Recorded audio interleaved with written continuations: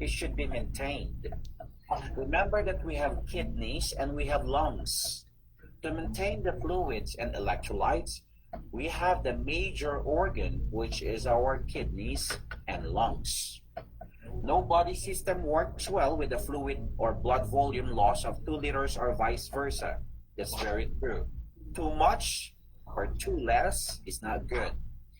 The amount of water in a fluid is inversely related, all right, to the viscosity of that fluid. Viscosity means the concentration.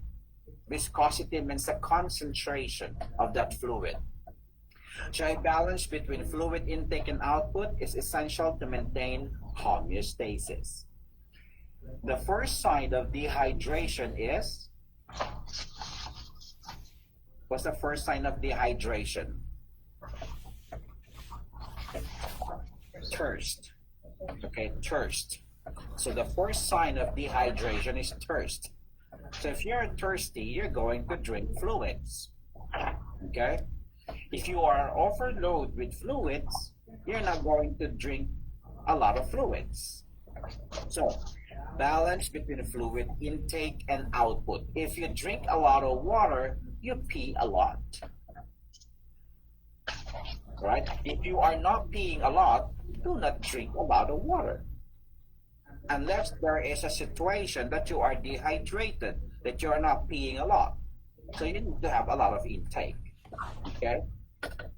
George, is your microphone muted? Yes. Thank you.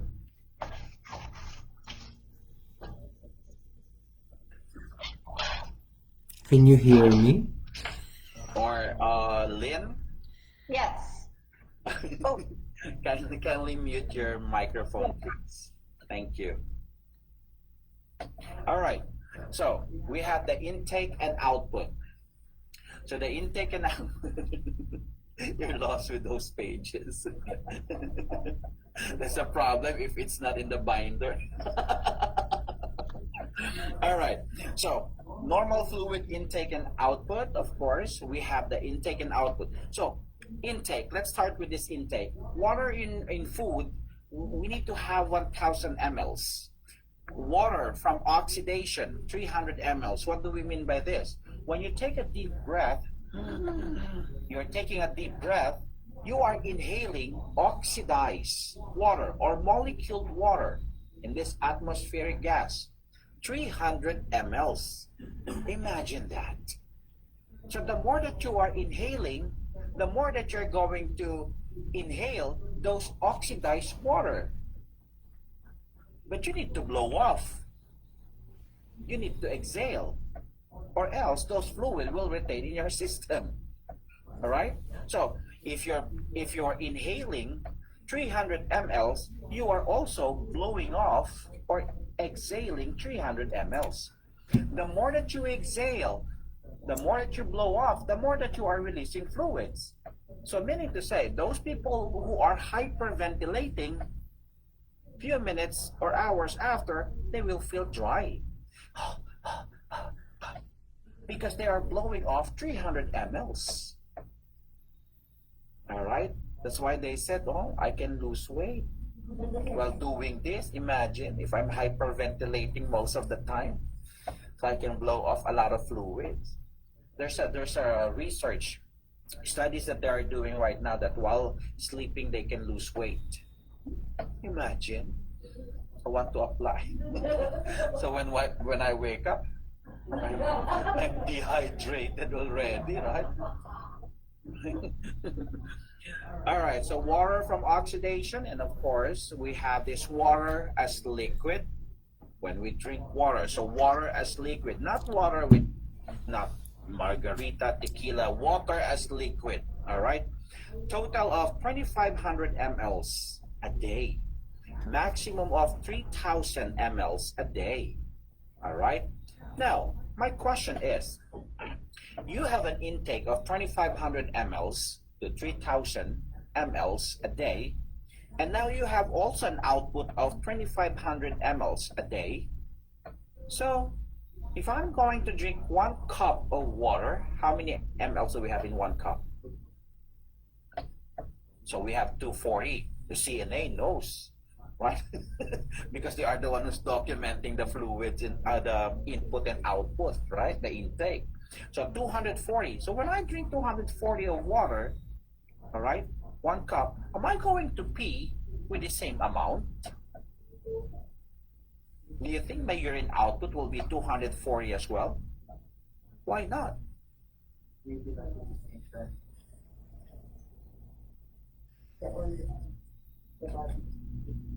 So the body release those waste products. When I drink water, my body will be needing that water. Cells, muscles, if I have muscles, right? Or whatever parts of my system needs water.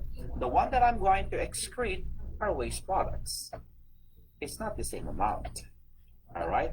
You may have 240, of course, in staggered urine output, maybe. But of course, in a whole day, you cannot have 240. That's dehydration. So we have the output is skin because we are sweating. We have lungs, we blow off. Stool or feces, 150, and kidneys, of course, 1500 mLs. All right, total of 2500 mLs. So it depends with the weather. If you are drinking a lot because it's too hot, you will be peeing a lot. Okay? Next, here we go with our hormonal regulation. This is now the start of your med surg information. Okay? We have the ADH from the name itself, antidiuretic hormones. Antidiuretic hormones. If you have ADH, are you going to pee a lot?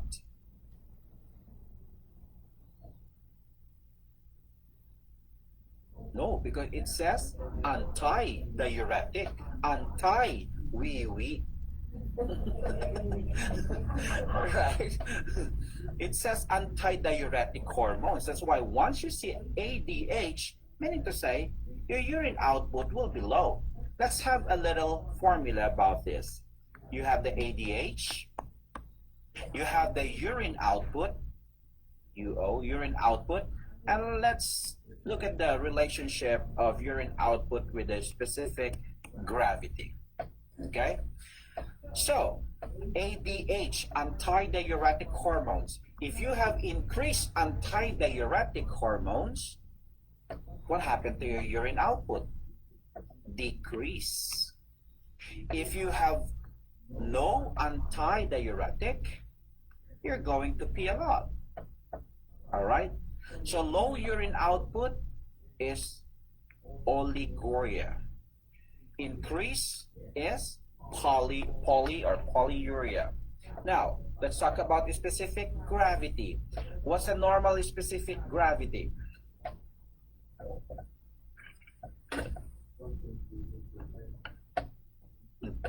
Okay.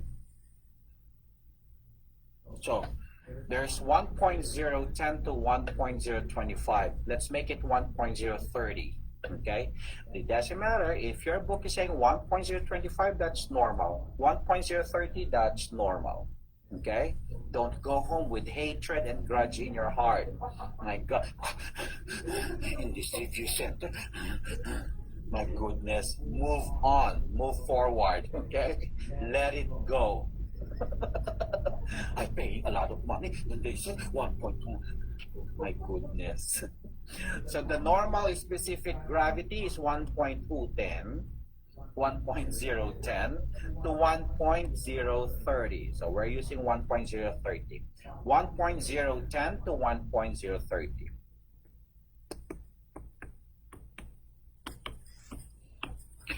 The reason why we are getting the specific gravity is to find out the concentration of our urine. So if the urine is highly concentrated, there is an increase in specific gravity. All right? The reason why we are getting the specific gravity is to find out the concentration of our urine. The higher the specific gravity, the more that our urine is concentrated. The lower the specific gravity, the more that our urine is diluted. Okay? Diluted. Now, here we go with the formula with our directions of arrows. We love to do directions of arrows here. Arrow up, arrow down. But you cannot find this in NCLEX. These are little analogy or concepts that we are using. Don't go back to us and said, you said arrow up, arrow down. There's no arrow up, arrow down in NCLEX. I will slap your face. I'm just kidding, guys. All right. So, specific gravity, oliguria, you're not peeing. So what happened to your urine if you're not peeing? Will the urine be diluted or concentrated? Concentrated, so increase specific gravity. If I pee a lot, of course, my urine will be diluted. All right? So, ADH that is high, decrease urine output, increase specific gravity. ADH that is low, increase urine output, decrease specific gravity. Too much directions of arrows. Here we go. I'm going to put this in a clinical setting now. Oh, I learned a lot. Now let's put this in our clinical setting.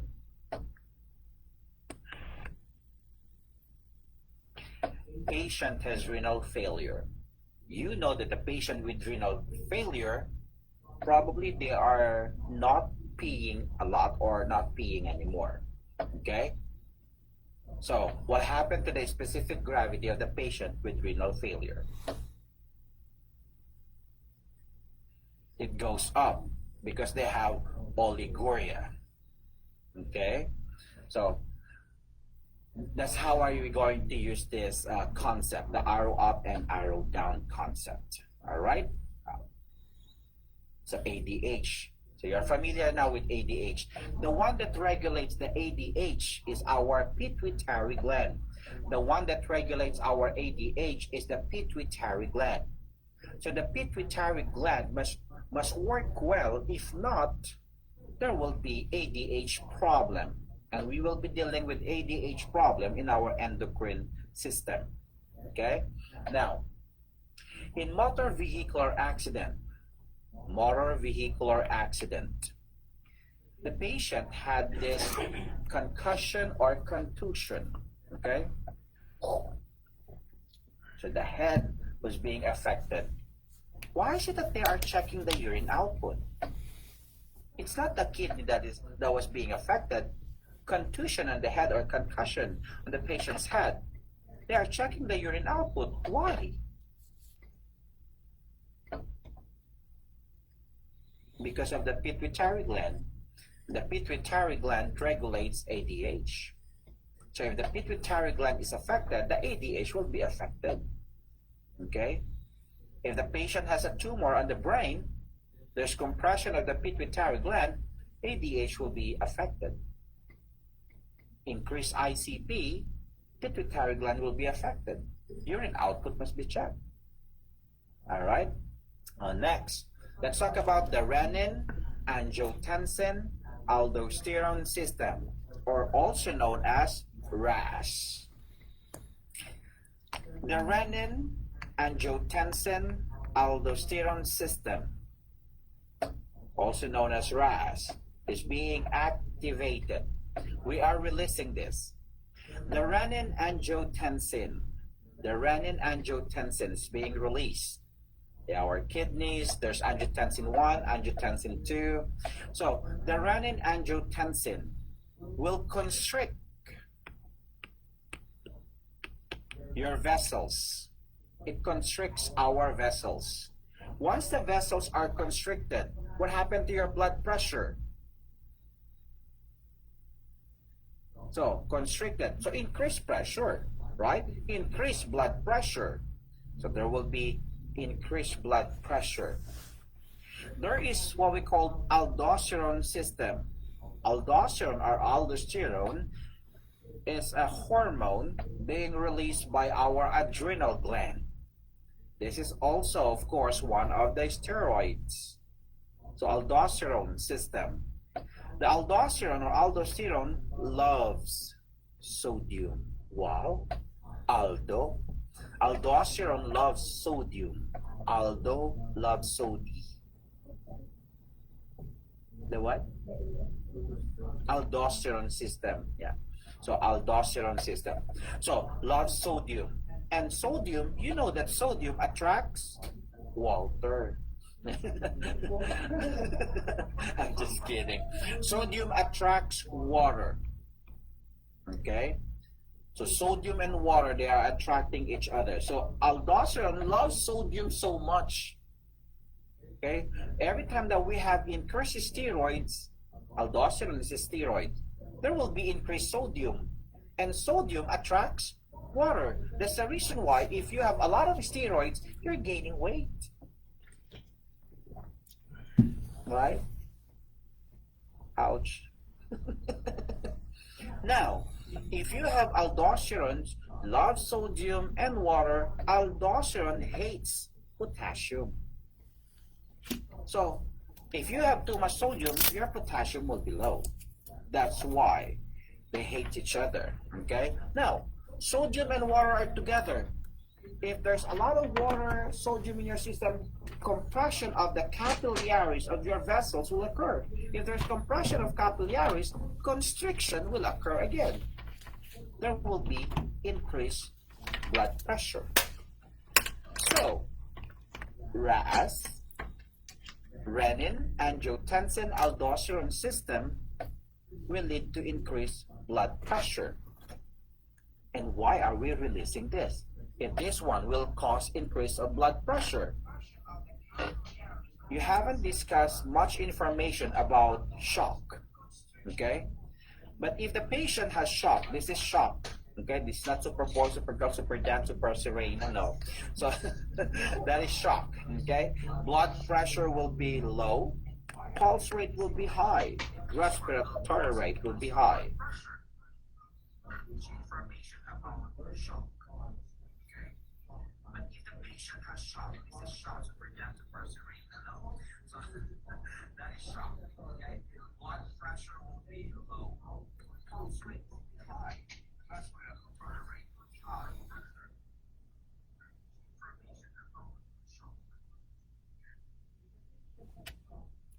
Or experiencing shock. Okay, these are the vital signs of your patient. The patient system, right, is also helping its own system, or our system is helping us. The first thing that the system will be doing is to release RAS. RAS, the system is saying, oh my goodness, the system is into shock now. Let's constrict our vessels. Renin, angiotensin, constrict all vessels. Sodium and water retain. So we can constrict and retain fluids, and we can increase the blood pressure. All right? That's how our hormones help us. The problem is there is limitation. They cannot release all day. All right? They cannot release a lot. There's a limitation. Okay? Now, if there's a limitation, they cannot release too much or a lot of RAS, but the patient will die. But the system compensate first or help its own first. Now, what are we going to do if the patient has shock? Well, the system is not compensating anymore. So hydrate the patient. So as a nurse, we have this what we call nursing management. Wow. When you say nursing management, do you need doctor's order? No. So if you hydrate the patient, do you need doctor's order? Allow the patient to drink. Do you need doctor's order? No. So allow the patient to drink, if not contraindicated. IV, the patient needs doctor's order? Yes. Okay. Positioning the patient. No, doctor. What's your position? Page. Okay? The doctor will get mad. The doctor will be asking, what school you came from? Sometimes they have follow-up question. Oh, what's your instructor? Do not mention my name. I will slap your face. So positioning. Oh, here we go again with your positioning. The patient has shock. Position the patient properly. Last time you did not position the patient properly. So You position the patient with shock. What position are you going to place them? So, so Trendelenburg's position, meaning to say legs is higher than the head. So the volume of fluids will go to the patient's heart. Okay? So the heart can pump normally. The reason why the heart is pumping so fast, tachycardia during shock, trying to compensate. The system doesn't have enough circulation. So the heart said, I need to supply more blood, especially to the kidneys and brain. That's why they have tachycardia. So if you have shock, your kidney will die, right? Because the kidney is the last organ that receives oxygenated blood. All right? The very last. That's why it dies easily. Okay? So, hormonal regulation. You have the antidiuretic hormones and you have RAS, the Renin, Angiotensin, Aldosterone system. What happened to your blood pressure if you have RAS? It will be high. It will be high. It will be constricted, your vessel, so it will be high. All right? So, we're done with our hormonal regulations. Remember your ADH and your RAS. Yay! Next, this is not a theory class, but I'm just giving you a little foundation of everything. We're not going to talk about mitochondria, ribosomes, no. that's what do you call this? That is theory discussion. You will be needing coffee today, so drink coffee, huh? You always neglecting my coffee. I'm just kidding. I feel that I'm wasting coffee. And I'm trying to drink that all day, so at night time I'm fully awake. I'm the only one who's drinking. That's why I'm asking girls, maybe they don't like Folgers. Maybe they need to buy something different. Yeah, some people are not coffee drinkers. Some people, they cannot survive without coffee. It's like an IV fluid. Can you just put it in an IV so I can survive? All right. Cellular fluid compartments. Here, I'm just going to give you the basic information. We have those compartments, okay? I'm giving you the foundation, so when we move forward to the discussion, you have a little foundation already. So we have this what we call ICF and the ECF, okay? When you say ICF, that's the intracellular fluid compartment. So intra, meaning to say inside. The extracellular is the outside. Okay? So, plasma is located here between ICF and ECF, between intra and extra. Also, we have plasma inside here. But all of them, as long as they are not inside the ICF, they are ECF already. Okay? Now, here in the ECF, this is our vascular area. When you say vascular, meaning to say our blood is there. Okay? So the blood. Majority of electrolytes in the blood, are sodium. What's the normal sodium level? Amen. So 135 to 145 milliequivalent. Oh my God, that's a lot. Okay? And how many potassium do we have in our blood? We have the 3.5 to 5.5. But in our book, it says 5 only. I'll move forward, huh? Our book is only 5. I paid higher here. That's why there's 0.5. No. So we are giving 0.5. Majority of the books are saying 0.5. So 3.5 to 5.5. Now, which one is higher? The sodium or potassium?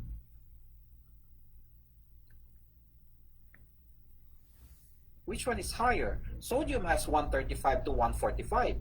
Potassium has 3.5 to 5.5. So which one is higher level of electrolytes in the blood? The sodium. Very obvious. It's 135 to 145. Right? That's why once you taste your own blood, it tastes salty. It doesn't taste orange juice or banana, right? It tastes salty. It tastes salty. Your own blood, huh? I'm not asking you to drink someone's blood. Your own blood. So it tastes salty. Now, inside the cell, there's potassium. And the potassium inside the cell can hold, or the ICF can hold 150 potassium milliequivalent. Okay, so 50 to 150 milliequivalent of potassium in the ICF. But the NCLEX is not talking about ICF. The NCLEX is talking about ECF. But what's the normal mechanism? If there's too much potassium in your blood, the normal mechanism is to bring those potassium inside the cell. They travel. So they move from your ECF going to ICF. So if there's too much potassium in the blood, the normal mechanism of the body, the normal mechanism, is to transfer those excess potassium in the ICF. The problem is if the normal mechanism is not working anymore, so that's the time that you need to give medication, all right, to remove the potassium. And later we will be talking about those things. In between, we have this what we call gatekeeper, the gatekeeper, the calcium. So if there's something wrong with calcium, since this is the gatekeeper between the ICF and the ECF, something will happen to our electrolytes. We have also calcium in our blood, okay? And ECF, this is outside the cell. Now, always remember this. Sodium and potassium, they hate each other. Maybe they have the same boyfriend during college days. Okay? So sodium, wherever the sodium goes, potassium doesn't. They hate each other. Okay? Let's put some rocks here because you're paying higher amount. They said, how come that your review is very expensive? It is very expensive. Because we are expensive. Just kidding. So that everybody will understand the value. All right, the value. I'm paying higher amount and I need to focus here. No, I don't want to waste money, right? Some people, they pay $250 and then what happened? Did you learn something? I'm at the very back of that review. We are 125 people. That's 250. Here, we can text you. We can call you. What are you doing? Where's your answer? Right? It's intimate. All right. So wherever the sodium goes, potassium doesn't. Keep that in mind. Okay? They have inverse relationship. Now, wherever the potassium goes, your calcium will go as well. They love each other. They are best friends. Potassium and calcium, or calcium. Okay? So potassium and calcium, they are best friends. So if you have high potassium, you have high calcium. If you have low potassium, you have low calcium. All right?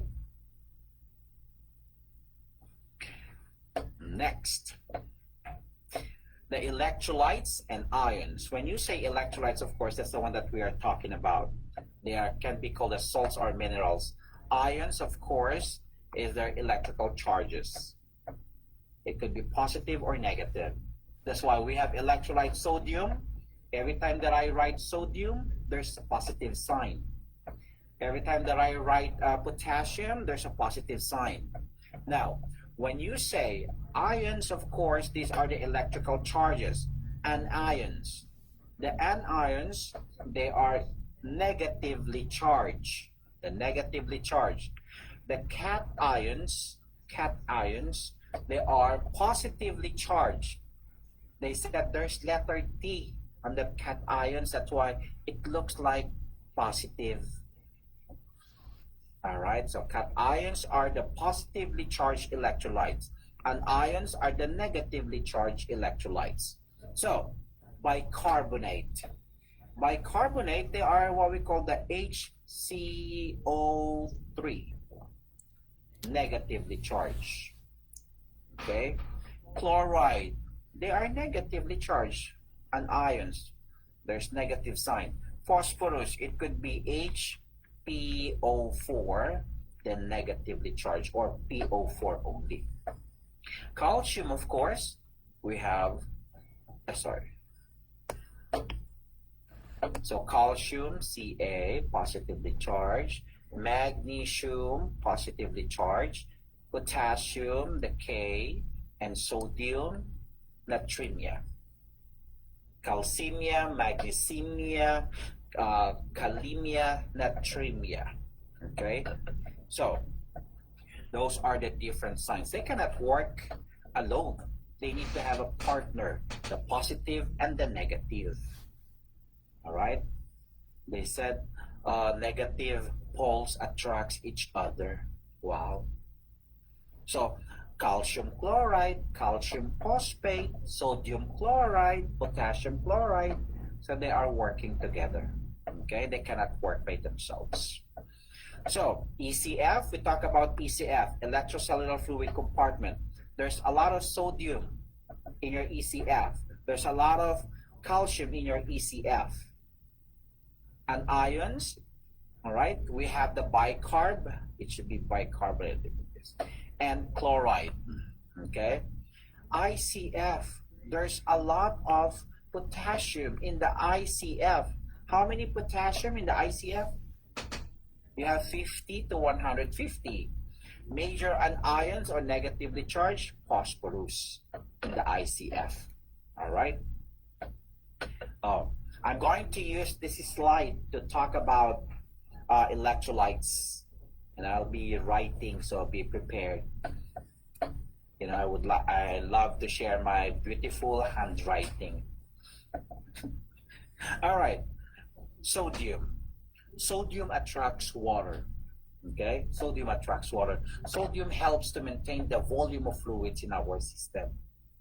All right, without the sodium, we're going to have a problem. Aside from that, of course, there are people, of course, are trying to lose weight, and sodium rich food can be found in celery and carrots. Those are the highest sodium content vegetables. All right, so why is it that they are losing weight if that's the only one that they are eating? Because they are doing exercises as well. So, but if that is the only one that they are eating, celery, carrots, dip in a ranch, remember the ranch is also sodium, and then drink a lot of water and then watch telenovela all day, they will be gaining. So diet and exercise. Now, here we go.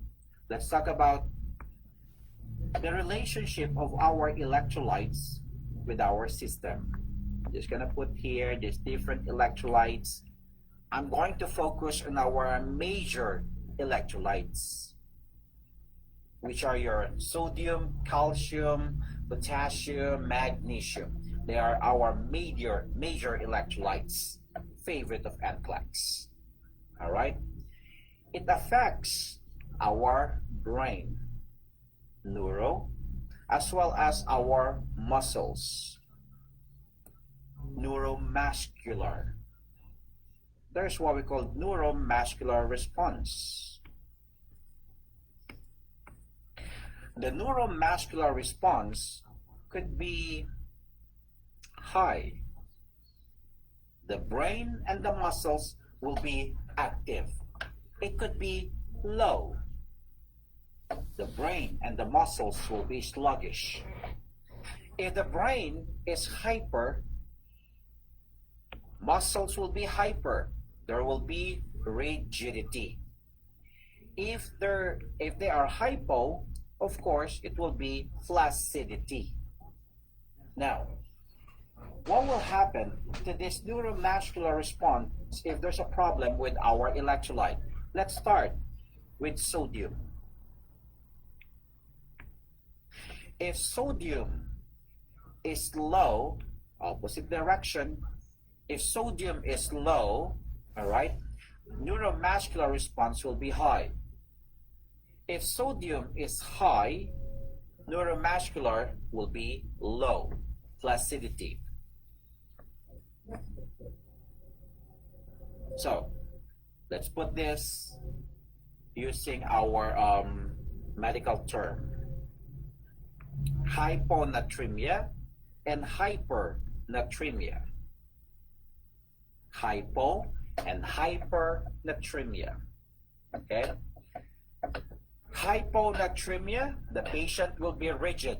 Hypernatremia, the patient will be flaccid. Now, when do you experience a hyponatremia? When you have a lot of fluids or without fluids?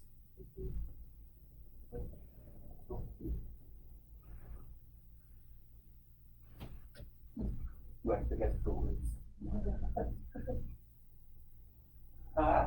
With fluids, hyponatremia, with fluids or without? Without.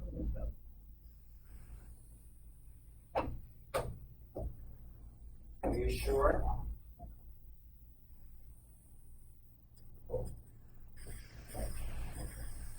No,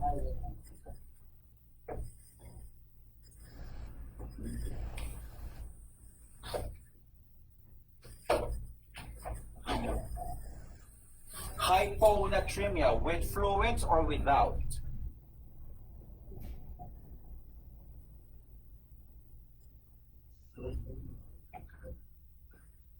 So if you have low sodium, do you have a lot of fluids?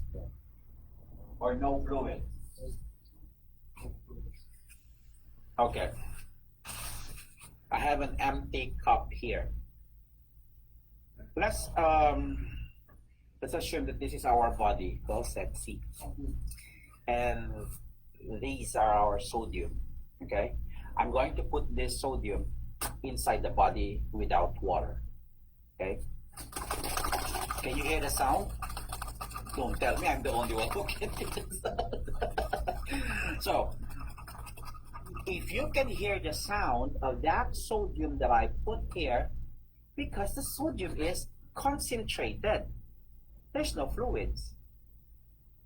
So if the body doesn't have any fluids, the sodium is high. That's why the body doesn't have fluids. So the sodium will be high, and the sodium will be saying, my God, the body doesn't have any fluids. Let me call water, water. Attracting water. That's why they are high. Now, when I put this water inside the body, what happened to the sodium?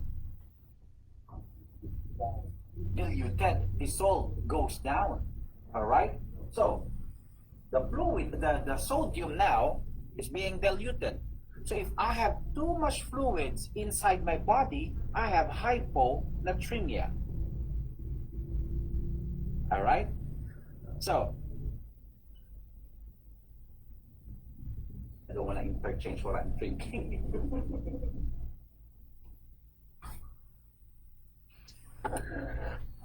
So we get that.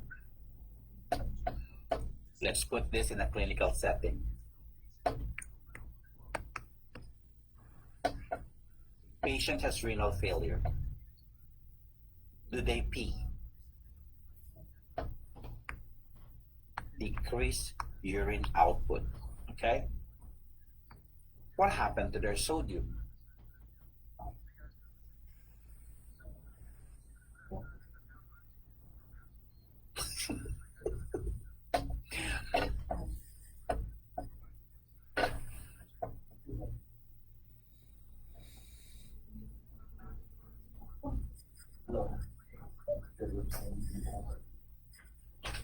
Oh, repeat. Deja vu. This is our body. Without fluids, you can hear the sound of the salt or the sodium.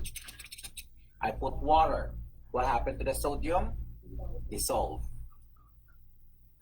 Let's apply in clinical setting. Patient has renal failure. Do they pee? No. Decrease urine output. Do they retain fluids? Yes. What happened to their sodium? Low. So they're going to have decreased sodium. What happened to their potassium? High. They are not peeing. So your potassium will be retained. All right, they have inverse relationship. Sodium and water. Sodium and potassium. All right, so you get the, even though we know the concept, but the application is very important. Okay, and we know how to apply, we must know how to manage. Right? So the patient with renal failure, do they retain fluids? Yes. So how are you going to remove the fluids? Diuretics, Foley catheter, dialysis if needed. Okay, that's how to remove those fluids as well as to balance electrolyte. Now, hyponatremia, one best example that we use, renal failure. Okay, let's talk about hypernatremia. So hypernatremia, what happened to your sodium? Up. hyper, up, hyper. So hypernatremia, high sodium. What happened to the sodium? Concentrated or diluted? Concentrated. Thank you, Lord. Answer prayers. Hallelujah. So concentrated sodium. All right. So if you have concentrated sodium, you don't have fluids. Right? That's why they are concentrated. They are calling water. When do you experience that you don't have water? Dehydration. Okay? So if you are dehydrated, give me an example of condition that may lead to dehydration. I'm sorry? Vomiting. Okay? What else? Diarrhea. Diarrhea. Diarrhea. What's the medication? Jotabs. I'm just kidding. Vomiting, diarrhea, because you are losing fluids. Okay? When you throw up, do you lose fluids? What else? What electrolytes? Potassium. When you have diarrhea, you're losing fluids? Yes, as well as potassium. When you overdose a patient with Lasix, you're peeing a lot. And you also losing potassium. Okay? So it may lead to dehydration. Now the patient has increased sodium. What happened to the potassium? Decrease, still below. They have inverse relationship, opposite direction. And you know how to manage the patient with dehydration. You give what? You give banana, right? You give fluids. You manage the potassium right away, but the fluids. So, well, it helps as well, okay? So the potassium will be managed with water, yes. So after the banana, water. So dehydration give fluids, and then of course, when we say dehydration, it talks about the volume of fluids. So you give fluids, and then manage electrolytes. Okay, are you going to give celery? No, because that's high in sodium. It's already high in sodium. All right. So you manage the patient well. So you know how to manage the patient with hyponatremia and hypernatremia. Okay, so make sure we remember those things. There are medications that are being affected with regards to sodium. Okay, so make sure the lithium, if the patient is taking lithium, you know what is lithium?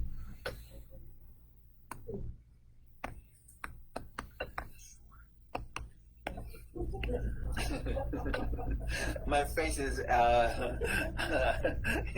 so animated and of course very transparent.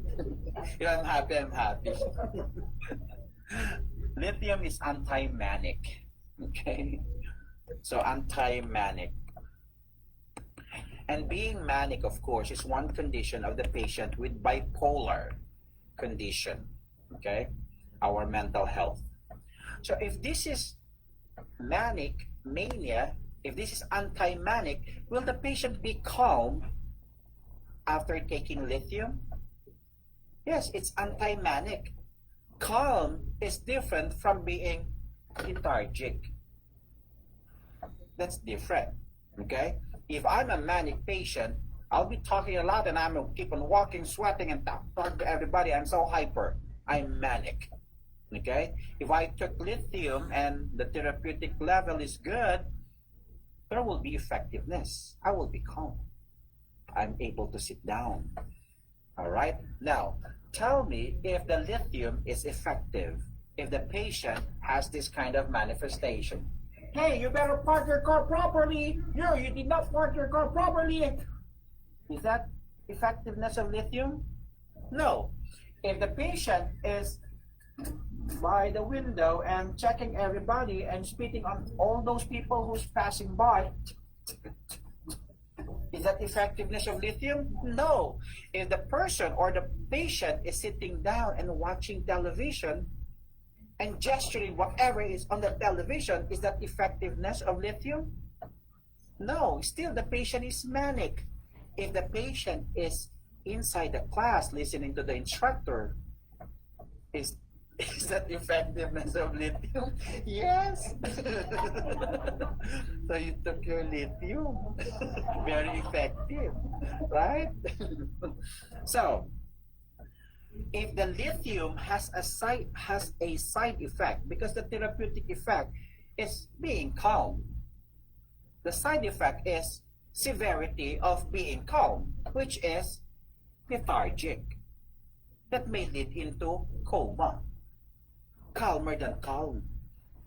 That's why sometimes you ask the CNA, what do you mean by that? If the CNA will be telling you, oh, you know what, our patient is very calm. Very calm? What do you mean by that? And assess the patient. Calmer than calm? That's lethargic already. All right? Now, the diet for this is moderate sodium diet. Every time that our patient is taking lithium, the diet must be moderate sodium diet. Not high, not low. That's why if the NCLEX will be telling you, that the patient has bipolar manic condition and receiving lithium, the diet should be, and they put in their option, it says increase sodium level. Lower the sodium level or diet. Wrong. Increase or lower it is wrong. Moderate. It's in the middle. That's why you have 2 grams of sodium. Remember in the diet, they put 2 grams. Moderate and moderate sodium diet. Yes. Alright? That's 1,300. So moderate sodium diet. Okay? So we know now how to manage a patient with sodium problem. Let's jump to the next electrolyte. I'm going to jump to calcium instead of potassium. Okay? And still, we are going to compare it with the neuromuscular response, which is, if this is high, rigidity. If this is low, flaccidity. Remember our sodium, they have inverse relationship with your neuromuscular. Okay? So hyponatremia, what happened to your NMR? What happened to your neuromuscular if you have hyponatremia? Rigidity. You're not peeing, right? In hyponatremia. So all waste products are in the system. So it goes to the brain. That's why rigidity, seizure will occur. You have diarrhea. you pee a lot, you have diarrhea, you're vomiting. What happened to your NMR? You're flaccid. Don't tell me you're still rigid after the diarrhea, right? I have diarrhea. Right? So no. So let's talk about calcium. What is the function of our calcium?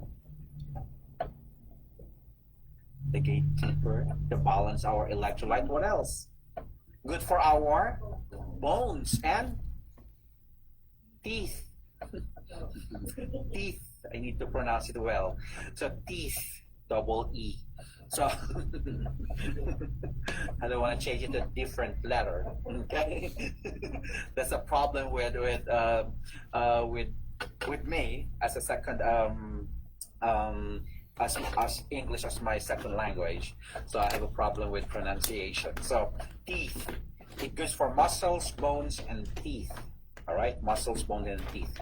Now, same concept.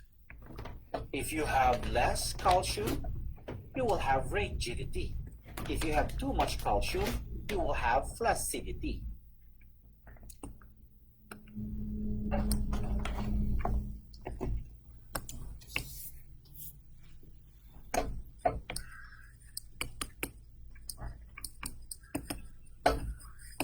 All right. So, how are we going to prove this again? Hypocalcemia, and the other one is hypercalcemia. Do you still remember the two signs of hypocalcemia? The two signs of hypocalcemia? There are two signs of hypocalcemia. One, a simple tap on your cheek, there will be spasms, there will be tetany, and that's what we call Chivostex.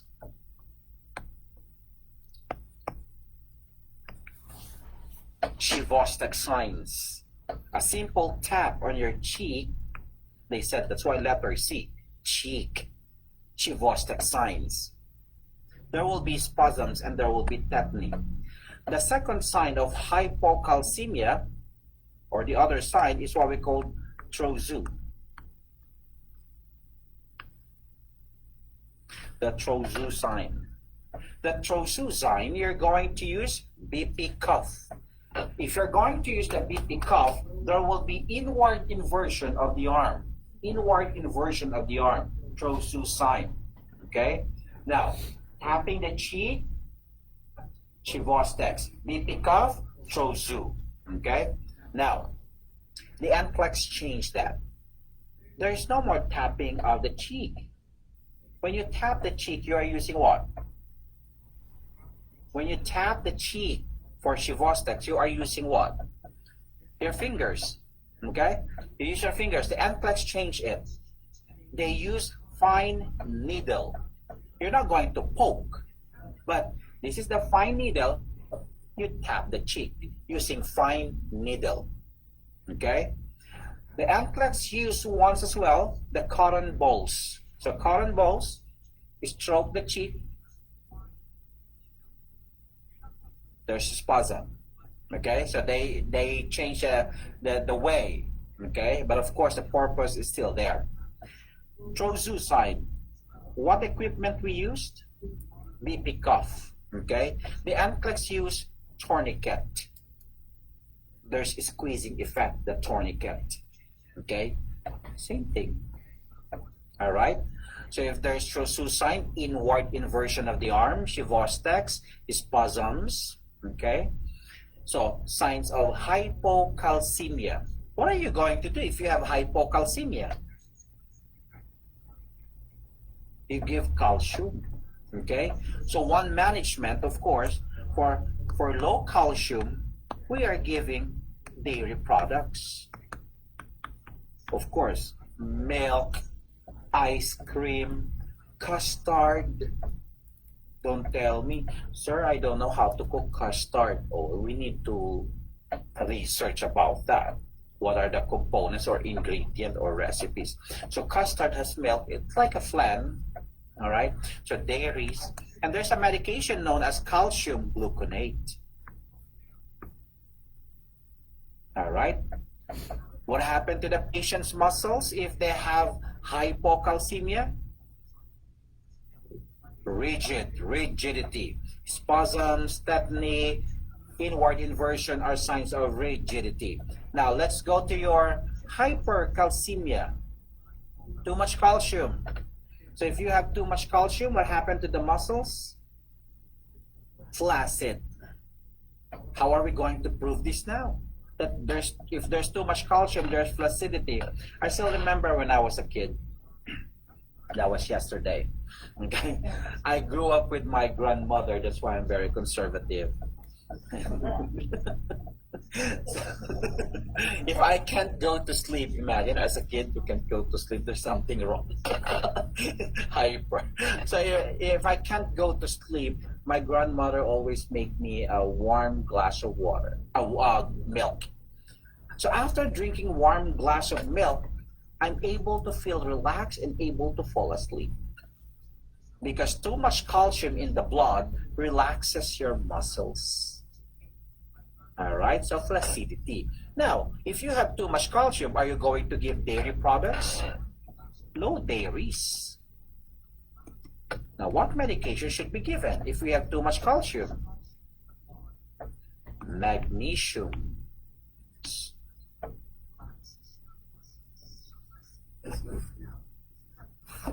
Now, I'm thinking about morphine sulfate now. Magnesium, SO4. So, magnesium sulfate. Okay? I'm thinking about MSO, that's morphine sulfate. So, magnesium sulfate. So, we're going to give that. So, what's the antidote of calcium? Magnesium sulfate. You overdose a patient with calcium gluconate, you call the doctor, doctor, I overdosed a patient with calcium gluconate. Meaning to say, too much calcium. Patient will have flaccidity. The doctor will be saying, okay, for now, just transfuse magnesium sulfate. Thank you, doctor. Doctor, I give too much magnesium sulfate. That's why the calcium became low. So whatever we are doing, all right, the side effect will be the opposite. All right, do not overdose, then you give antidote, then you overdose a patient using the antidote. The doctor will get mad. The doctor will be saying, from what school you came from? All right, from Mars, doctor. All right, so you understand it now. Next, let's jump to our next electrolyte. So we're done with sodium and calcium. Let's go to magnesium. The same concept. You've noticed your sodium, your calcium, your magnesium, they have opposite direction. They have opposite direction. Inverse relationship. So if they have this inverse relationship, we know what to do. Now, when do you encounter magnesium in your NCLEX? Did you encounter magnesium in your med surg topic? Neuro and cardio most of the time? In neuro and cardio, yeah, probably once in a while, but most of the time it's in our maternity, OB. All right, for the cardio neuro, we have the sodium, we have the potassium. Also, we have magnesium as well. All right, but favorite of NCLEX, magnesium to be placed in OB question. Example of OB information is what we call the PIH. PIH stands for pregnancy-induced hypertension. When are you going to experience hypertension? On this diagnosis? If you are pregnant. Once you deliver the baby, you're not pregnant anymore. So no more PIH. Correct? You know what I'm trying to say? So if you encounter this question in NCLEX, because they are thinking, they are being, what do you call this? Tricked, all right? Or bluffed by the NCLEX question. For example, there was a question, the diagnosis of the patient in the emergency room was PIH. The patient was admitted in the hospital and has a diagnosis of PIH. Currently, now the patient is in the postpartum unit.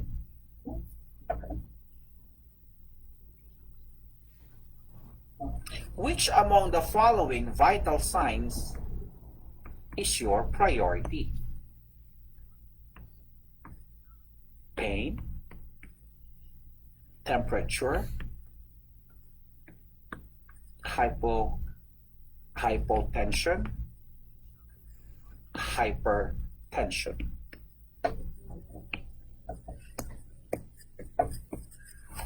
The patient has a diagnosis of PIH and brought to the emergency room.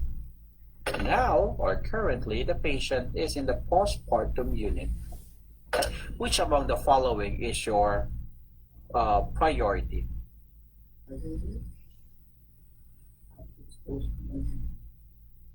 Be brave, little ones. Who answered letter A? Okay, so 1, 2. Hypotension, B. 1, 2, 3. Temperature. What's your answer? Remove this. Why not temperature? Maybe there's infection. No? Pain? No? So the patient has a diagnosis of PIH while in the emergency room. Now the patient is in the postpartum unit. When are you going to place a patient in postpartum unit? Yes, after they deliver the baby. Okay? So, meaning to say, they already delivered the baby. They're not pregnant anymore. So, not pregnancy-induced hypertension. Once you deliver the baby, do you lose fluids? Yes. Do you lose blood? Yes. Okay? Hypertension or hypotension. Without the information that you have here, if the NCLEX is asking you, which among the following is your highest priority? Hypotension. Because shock manifestation. Right? It's okay. Now, if the patient has PIH, remember there's hypertension. What happened to the vessels if they have hypertension? Constrict. If they have hypertension, do they have headache?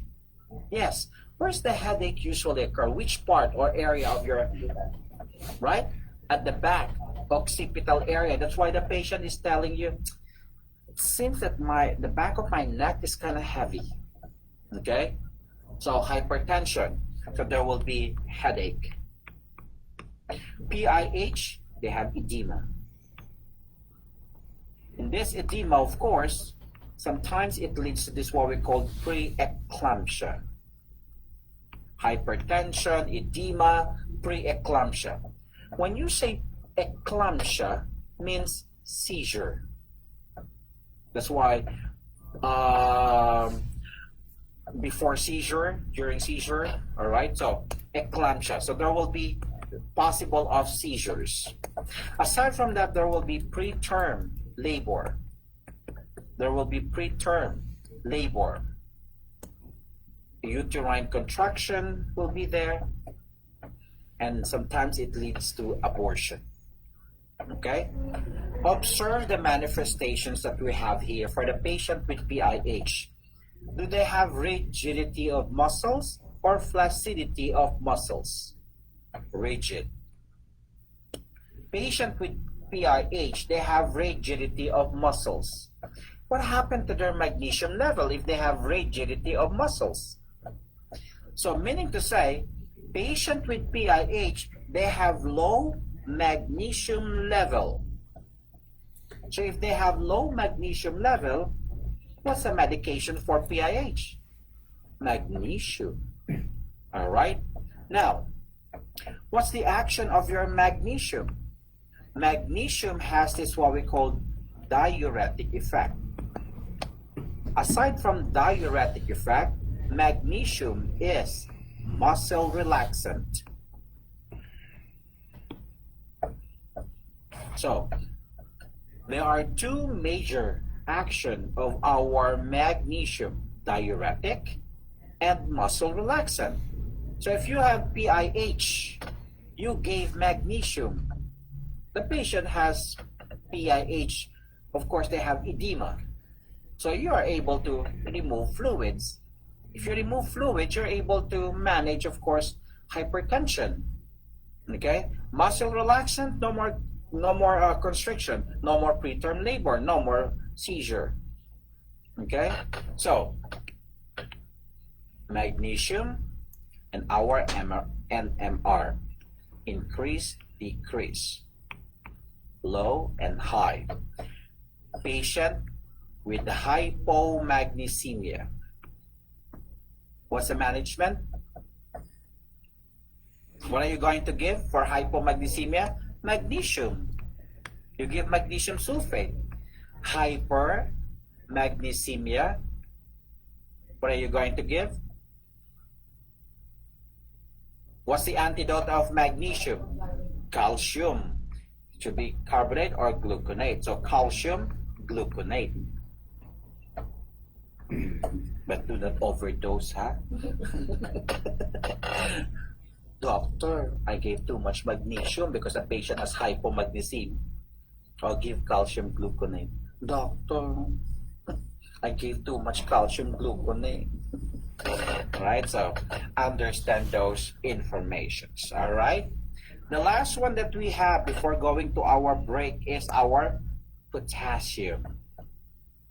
All right, so we have NMR, high, low. We have potassium, but the directions of arrows are different. Remember, with sodium, calcium and magnesium, they have opposite direction. Here they have the same direction. Too much potassium, rigid. Too much less potassium or low potassium, flaccid. Right? And the heart as well. So in your ECG, we will be talking about the ECG in our heart in relation with your electrolytes. Okay? So rigid, here, flaccid. When do you experience hypercalcemia? Hypercalcemia. So the manifestation will be rigidity. But when do you experience? What condition? What is this condition that may lead to hypercalcemia?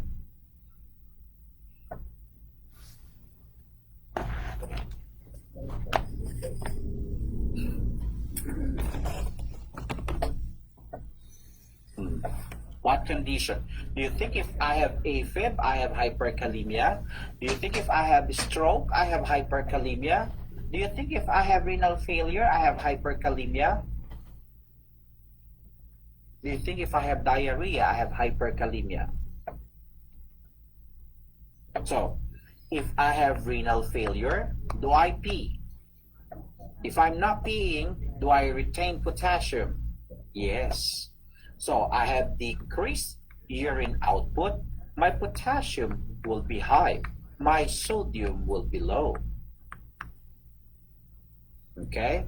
Now, if the patient has hypercalcemia, renal failure, how are you going to manage the patient with hypercalcemia? Diuretics. Okay? Aside from Lasix, what other potassium wasting diuretics that we know? My God, Lasix is the only one that I know, but he said aside. So, we have this TLBM. All right? Potassium wasting diuretics. T, you have thiazides. L, of course, our Lasix, the furosemide. B, Bumex. And M, mannitol. And there's a lot more. Okay? But at least you have a foundation.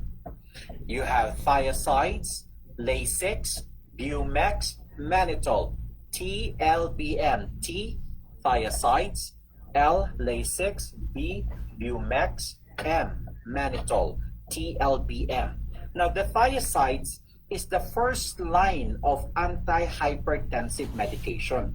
So, if you are newly diagnosed to have hypertension, okay, newly diagnosed to have hypertension, they are giving you hydrochlorothiazides, diuretics. So what supplement should be given if you are receiving hydrochlorothiazides? Potassium, because this is a potassium wasting diuretic. All right, now let's go back. So hyperkalemia, you said give Lasix. That's a diuretic. That's one management. So can we have one management giving potassium wasting diuretics? And there's another one known as Chaoxilate. Are you familiar with Chaoxilate? This is a laxative. Okay, a laxative. Chaoxilate. This is a laxative. So if you have laxative, you will be pooping, and of course you are also removing potassium. So what's the side effect of Chaoxilate? Diarrhea, dehydration, hypokalemia. Same concept with your potassium wasting. Dehydration is a side effect. Hypokalemia is a side effect. You gave too much Lasix, right? And you've noticed the next day, the Foley catheter bag is ready to pop, to burst. My goodness, it's more than 1,500 mLs in 7-hour shift or 8-hour shift. So you give too much Lasix and the patient is in shock already. So next, number 3, dextrose can be used. Dextrose 5 to 10% water plus regular insulin. Why is it that there's regular insulin here? All right, dextrose is a fluid with considered as glucose.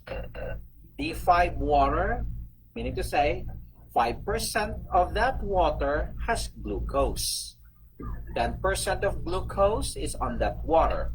Okay, so that's dextrose. Dextrose is glucose. So if the patient is diabetic, do not give D5. It should be normal saline, LR, no dextrose. Okay, now how does this dextrose D5, D10 water works? Remember the ECF. What's the normal potassium level? We have 3.5 to 5.5. There's too much potassium. Okay? Too much potassium. So what are we going to do is to give glucose. Every time that we give glucose, the dextrose, they have this what we call attraction. Wow, how sweet. Potassium attracted by this glucose. They will be binded. Okay, once they are being binded, they will be traveling. Wow, how sweet. They will be traveling going to the ICF with the help of the insulin. So there's a love affair of potassium and glucose. They will be riding on this insulin known as limousine. They will go to Vegas, right? And remember, whatever happens in Vegas stays in Vegas. But we don't know what happened inside the cell. The NCLEX, they don't ask that. Potassium and glucose will be binded.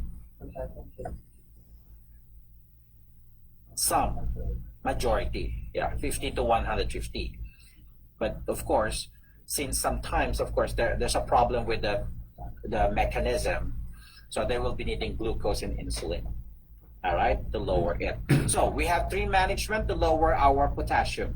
First management, potassium wasting. Second, Chaoxilate. And last one, we have the dextrose, and regular insulin. All right, so regular insulin only. Now, let's talk about your hyponatremia. Let's talk about hypokalemia. Hypokalemia. So hypokalemia, we have the manifestations or disorders or disease condition. Hypokalemia, diarrhea, vomiting, polyuria. Okay, that may lead to flaccidity. You know what to do. You know how are you going to manage with hypo-K or patient with hypokalemia? So you give potassium. So giving potassium, we have those food or fruits. We have the A, B, C, D row. It's up to you. Some people, they have their own abbreviation. A, apricot or apricot. B, the most popular, banana. C, cantaloupe. D, dates. R, raisins. O, orange. W, watermelon. So we have apricot, banana, cantaloupe, dates, raisins, orange, and watermelon. So for hypokalemia, okay? We can also give medications. There's what we call K-Rider. This is per IV. There's also a potassium chloride per IV or PO. All right. There is Chlorcon, a PO medication. All right. So the PO medication, sometimes it's kind of big, right? So it looks like as big as Kirkland's multivitamin. That's why some patient, they're asking you, can you put this in an applesauce? All right, so you're going to divide it into two and put that in an applesauce. All right, so K-Rider or any per IV potassium, there's no bolus. Do not give bolus or flush. Okay, so the lowest drops per minute should be, the lowest drops per minute should be 10 drops per minute for potassium IV. And sometimes they are combining this with lidocaine, because it's an irritant. Okay, potassium per IV is being used for lethal injection. So there are three medication, and one of them is potassium chloride, okay, for lethal injection. So we have these fruits that we can eat, and of course medications. Make sure for medication that they can swallow the medication properly, okay, and assess them carefully while giving potassium per IV. 10 drops or the lowest drops per minute is better or best. All right, and of course it must be combined with lidocaine. Okay, so why is it that our potassium is the last one and known as the most fatal electrolytes? Okay, because it can affect our heart. Most fatal electrolyte, it can affect our heart. For example, this is your potassium. If you have too much potassium or low potassium, the heart will be affected. Too much potassium, rigidity. Low potassium, flaccidity. So what will happen to your heart if you have hypercalcemia? Tachycardia. So there will be tachycardia. If the heart is having tachycardia, the heart will get tired. Okay? The heart will get tired. And every time that you have tachycardia, you are not receiving, okay, a good circulation. The cardiac output is less. All right? So, if you have tachycardia, the heart may get tired and it will lead to cardiac arrest.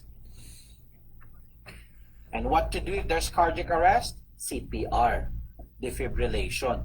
The problem is you forgot to train yourself doing CPR, so it's not effective because you're getting your CPR card from someone that you know. Do you know who has CPR card? Okay, person from the kitchen. All right, so cardiac arrest that may lead to death. Okay, so if you have low potassium, what will happen? Bradycardia. And the heart is not pumping well. Brady. And if the heart is having bradycardia, the heart will not be able to have a good circulation. And it may lead to cardiac arrest as well. And it may lead to death. That's why the most fatal electrolytes. Now, banana is very popular, okay? Rich in potassium, right? So, if you eat too much banana, you will have tachycardia. No banana, bradycardia. So what are you going to do? Share bananas. Do not eat too much. All right. So now, if potassium or banana can stimulate you, all right, when is the best time to eat banana? In the morning. If you eat banana in the evening, you're stimulated. So tomorrow, bring banana in the morning. All right.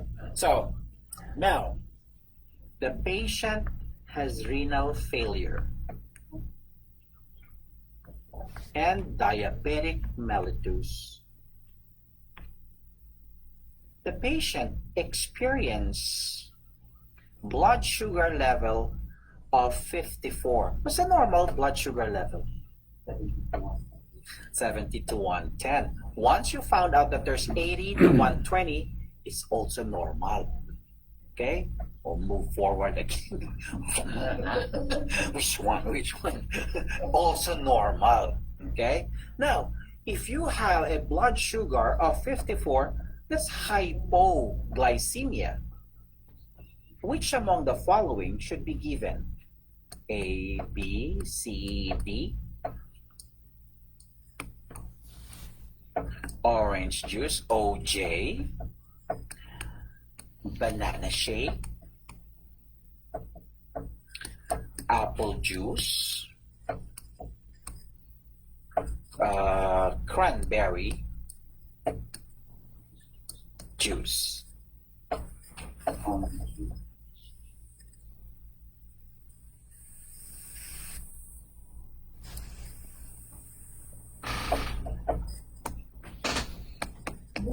OJ, orange juice, banana shake, C, apple juice, cranberry juice. Who answered letter A? Who answered any other answer? B, banana, apple juice, cranberry juice. Oh, what about you, Rochelle and Gary? Huh? AJ? Okay. So apple juice. What about you, Rochelle? I don't want cranberry. So we can distribute those. So apple juice. Okay. So you don't know, nobody wants banana shake? Remove. CJ cranberry, remove, since you have orange juice and apple juices. Okay, so what's the diagnosis of the patient?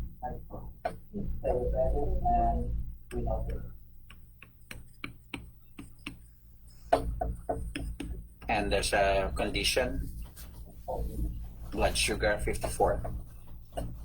Orange juice has sugar. Yes. Apple juice has sugar. Yes? So it can increase blood sugar. Okay. So able to manage the blood sugar. But remember, you have renal failure.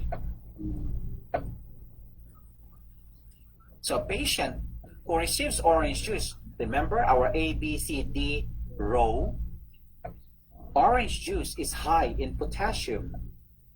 So renal failure has high in potassium. So you kill the patient, tachycardia, all right? But you manage the blood sugar. But the heart, so between blood sugar and the heart is a priority. That's why the NCLEX is trying to trick us. So the best answer is apple juice. Because in apple juice, we have 0 to 1% potassium. That's why there's a lot of orange juices in the hospital or facilities that sometimes you took it home. You're telling to your patient, oh, we ran out of orange juice or apple juice. It's only blood sugar. It's one. Yes, yes, because it's high in sugar. Yeah, it just so happened that there are two. So remember those tricky questions. That's why the NCLEX is so tricky. Remember the blood sugar. The usual management is orange juice, but now they added renal failure. Sometimes they change the situation by saying the patient was found in the restroom unconscious. They took the blood sugar, and the blood sugar was 54. Which among the following should be given to the patient? Then there's an option of orange juice. The problem is, how can you give an orange juice to unconscious patient? That's why if we are trigger happy, easy question, blood sugar is low, orange juice, right? But they put unconscious patient. They took the blood sugar, all right? So what should be given? It could be IV, okay? The D50, any sugar, all right? But you know the answer, but you are being tricked with that question. Aren't you wondering, those people who doesn't speak English well, they are the one who pass the NCLEX. Some people who are English, who are very eloquent in using English language, they're having a hard time understanding NCLEX. Why? Because sometimes if we are English-speaking individual, we just read the question. But those people who are non-English speaking individual, they read the question carefully. Which among the following should be? Which among the following intervention? So they process. So we need to learn how to process as well. Okay? So, but you know the answer. But it just so happened that this one, of course, has renal failure. So understand now that your potassium, if this is high or if this is low, of course affects us. Your neuromuscular will be the same. Increased potassium, rigidity. Decreased potassium, flaccidity. Of course, you pee a lot, you vomit, you have diarrhea, flaccid. Okay? Now, there's a medication known as digoxin. If in our sodium, we have lithium as our medication that we need to take care of, or we need to watch out while having those electrolyte problem. Here is digoxin. Digoxin is anti-arrhythmia. All right? We don't give digoxin if our heart rate is below 60. Okay?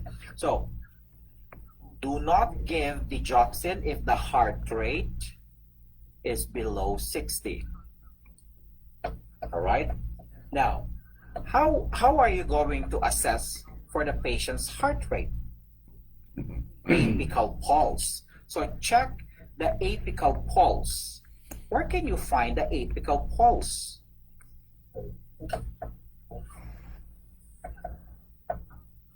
So mid-clavicle, mid-clavicular line, mid-clavicle, fifth intercostal space. All right, mid-clavicle, fifth intercostal space.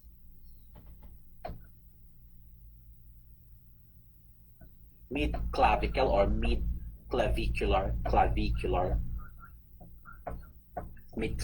line, and fifth intercostal space. Some books, they are putting below the nipple line.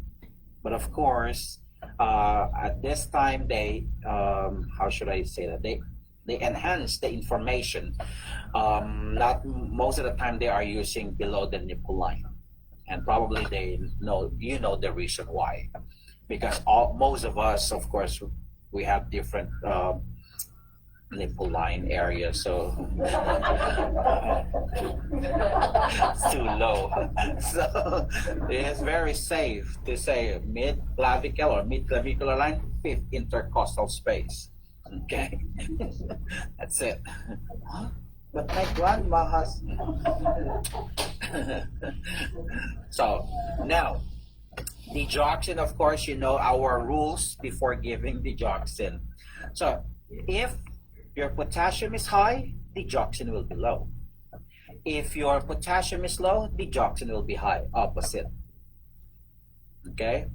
Now, nurses, if the patient will be telling you, you know what, nurse, I have diarrhea for about 4 days now, and I have a maintenance dose of digoxin, what will happen to my digoxin level? Nurse, I have diarrhea for about 4 days now, and I have digoxin maintenance medication. What happened to my digoxin level? It will be high. Diarrhea, low potassium, increased digoxin. And the digoxin lowers the heart rate. So if digoxin is high, there will be toxicity. Digoxin toxicity. What happened to your heart rate? Digoxin lowers the heart rate. So if there's digoxin toxicity, what happened to the heart rate? Below 60, bradycardia. It lowers the heart rate. That's why we don't give it below 60, because the more that it will be lower, it's a shock manifestation, or the patient may die. I'm sorry. The patient may die. All right?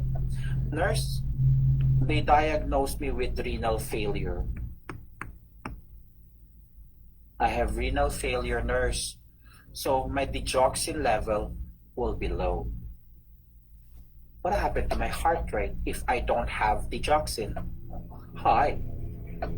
Tachycardia. All right? So understand those information. When it comes to your lithium, what electrolyte should be watched out? Sodium. What diet for lithium medication?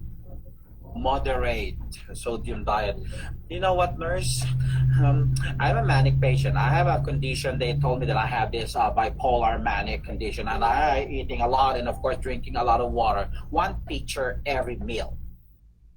1 pitcher every meal. How many meals do we have? Major meals do we have? We have 3. I think I have 6. Major 6 majors. So 3: breakfast, lunch, dinner, and then 1 pitcher. Approximately we have 1,000 mLs. So we have 3,000, and there's in between. Do you think the patient is receiving too much water in 1 day? Yes. Too much water, what happened to the sodium level? It will be low, diluted. And now the lithium level will change, right? It will go high. So there will be a problem, right? So watch out. If the lithium is so high, the patient still hyper at this time, watch out. A few days after, it will become lethargic. All right, so understand those concepts. All right, so we talk about sodium, potassium, calcium, and magnesium electrolytes. And we said, of course, those electrolytes is very important to understand because it affects our brain and muscles. Our brain and muscles. We talk about sodium, of course. It's very important because it maintains the balance of our fluids, our calcium, potassium, and magnesium. Most of this negatively charged electrolytes will follow our positively charged electrolytes. Now, when we come back from our break, we're going to continue the discussion, and we will be jumping, of course, to one of our management if we have problem with fluids and electrolytes, which is the intravenous fluids. Have your 15 minutes break, breathe, remove whatever waste products you have.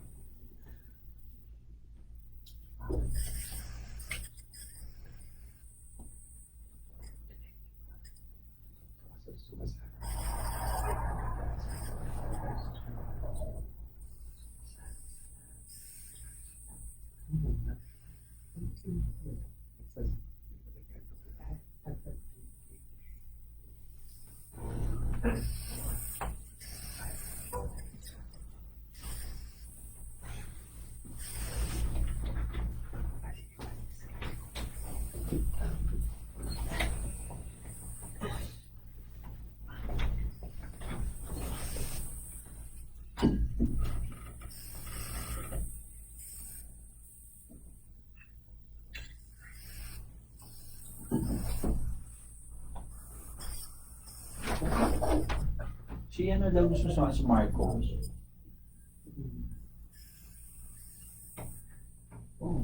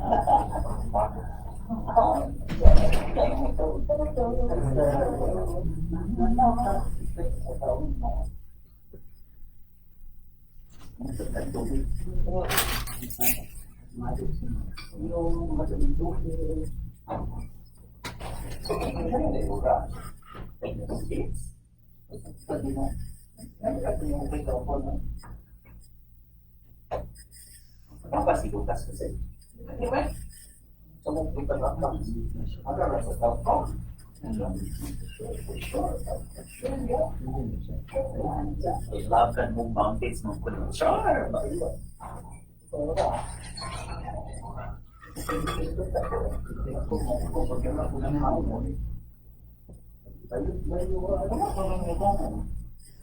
Of course, I'm fine.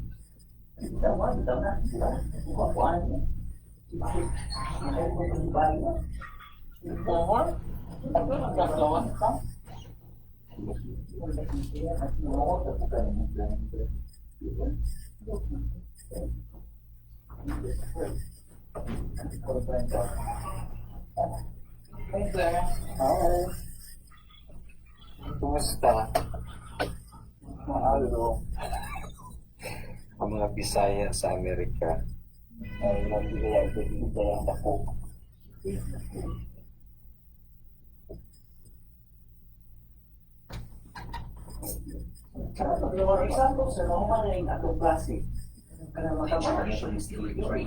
After when you graduate from the course, you have 90 days. 90 days of access to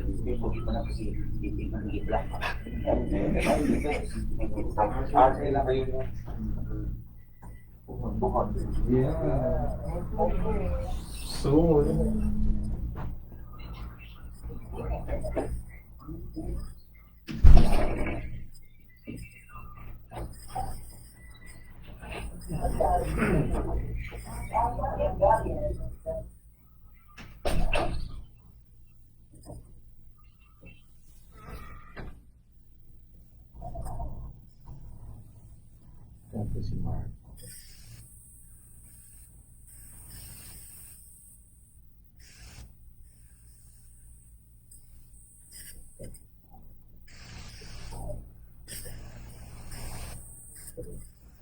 Si Christina Berlinger, naghanap ng sabi ko, sino si Lita? Saan ko siya nag-ano ng face siya? Si Kusabel.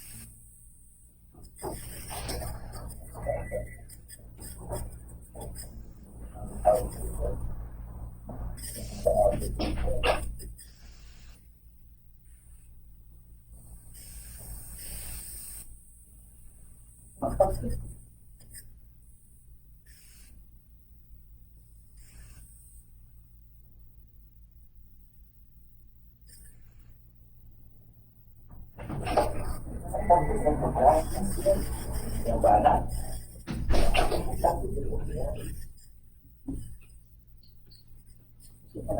Ito baka ito na kinahinay ko eh.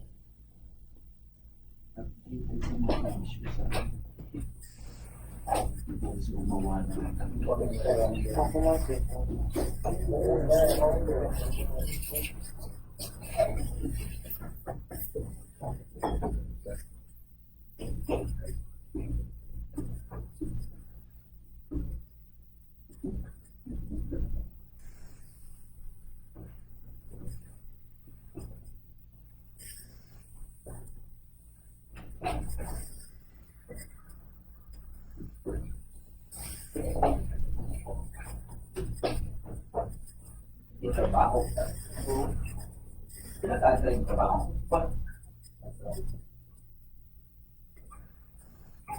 O kakabalong doon. Yun na sa balong yun.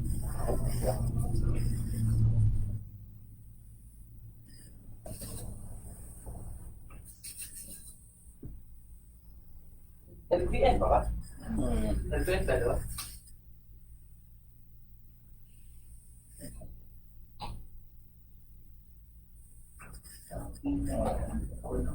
Asa na doon? Sa pinagtamaan ng LPNs?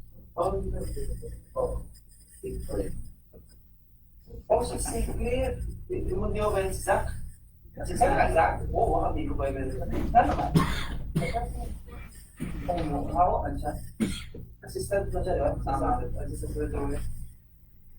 Hindi ko ba yung hindi nga din mo kuya. Ito din, nakikita mo? Dadula. Dadula. Related mo or ang una, nag-iilang may kumonference na po. Ay nag-iilang sa mga. Kami ko nag-iilang basketball. Isa po pa natin. Basta si Zach mo pinapailan yun. Kaya ang angel. Si Zach lang. Ang Zach, APON, wala siya. Pero pupalagin na, muon lang naman siya. Buo naman siya. Dala-dala niya. Oo. Sige na siya. Doon naman sa siya dito. Kami kaya nang gusto niya rin. Bakit doon? Dalawa na. Ano naman niya? Beach and Antidote. Adam? Basta ganung laking murang liquor shop dira. Pag-ikot ng marana dira sa likod diya, kung nakain sa akin, Bago na yung gusto. Ano ko na yung ano ko, ito. Yung suon. RN. Ba? RN. AUN. Ay, naghaman na sila. Di kaya na sila ngayon kung itong ano na sa side. Dili. Yung kaubang po yung kay sister niya na duharan na sister. Nagpa-atanta sa nagpa naman. Ay, dati din. Ano, huwag ko kayo na kayo na nila. Kailangan naman may trabaho. Amaw ba? May kauban niya po yun. Oo. Kung na RN, naman siya na ito kung na ATON. Taghan na sila kahit eh. Kapit na sila siguro siya. Taghan na okay. Wala doon sila mga raw ka. Pero nagpuyo siya, yung kauban ng isa ka system niya. Ikaw ba? Bako nilang pinagdala na po. Ano mo sila puyo kuya? Wala talaga po. Basta doon na dyan na sila sa beach doon. Ito po.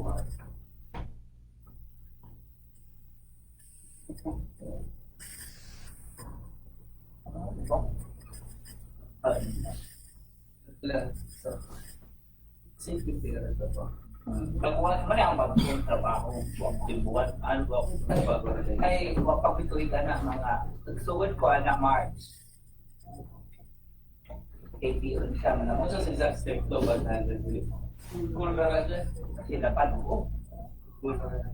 So, ay, ano naman na siya sa anong utang kayo, ay tapat ko na naman. Tapi ko mga nurses ko na buot na hari-hari na ito. Hindi ro na. Tatawaran ko.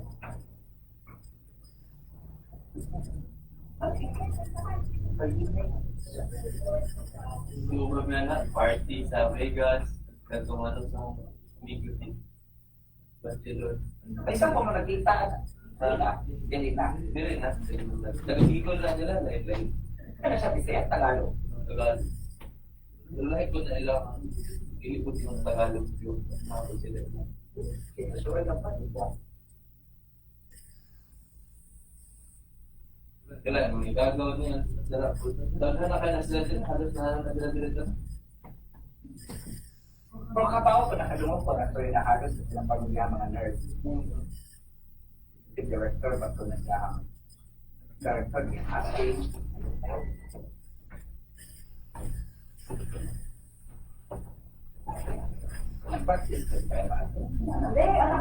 Excited. magpatulong sa tatay niya.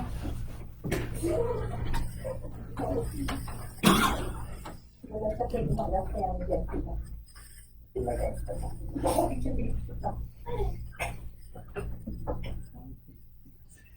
Sige, pagkita niyo sa akin. Wala na.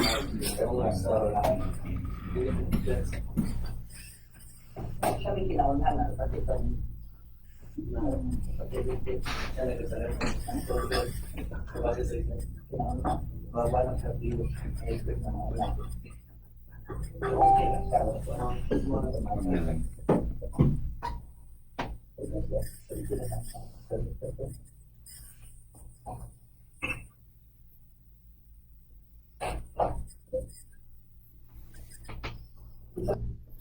Ngayon lang naman, isang topic, di naman lang. Wala siya ng director, no? Pinag ng RN? Yes, yan. Lugay na kayo. Ay, lugay na kayo. Pagpapagawa nila yung general director. Lugay na mga sila din. Damay ka ba naman? Mga kita ka naman mo sa damay. Damay na ka.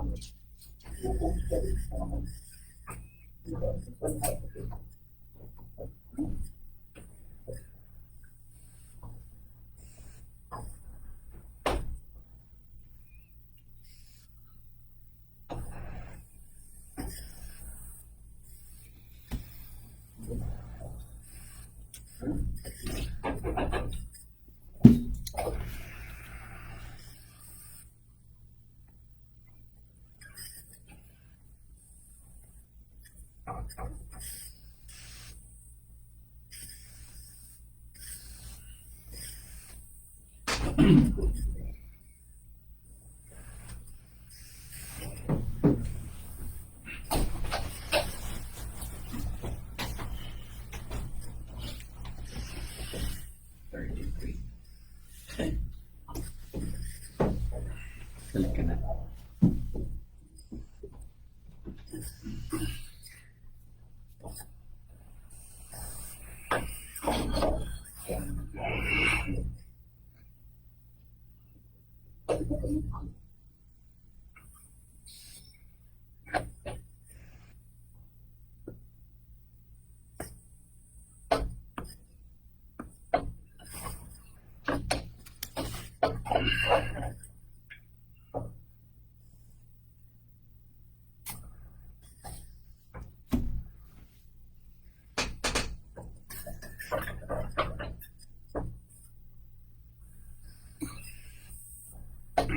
There's creamer inside the fridge if you want. Yeah. Yeah. And then there's a liquid one. Make sure to consume that before it expires. Kidding. And again, I'm the only one who's using that.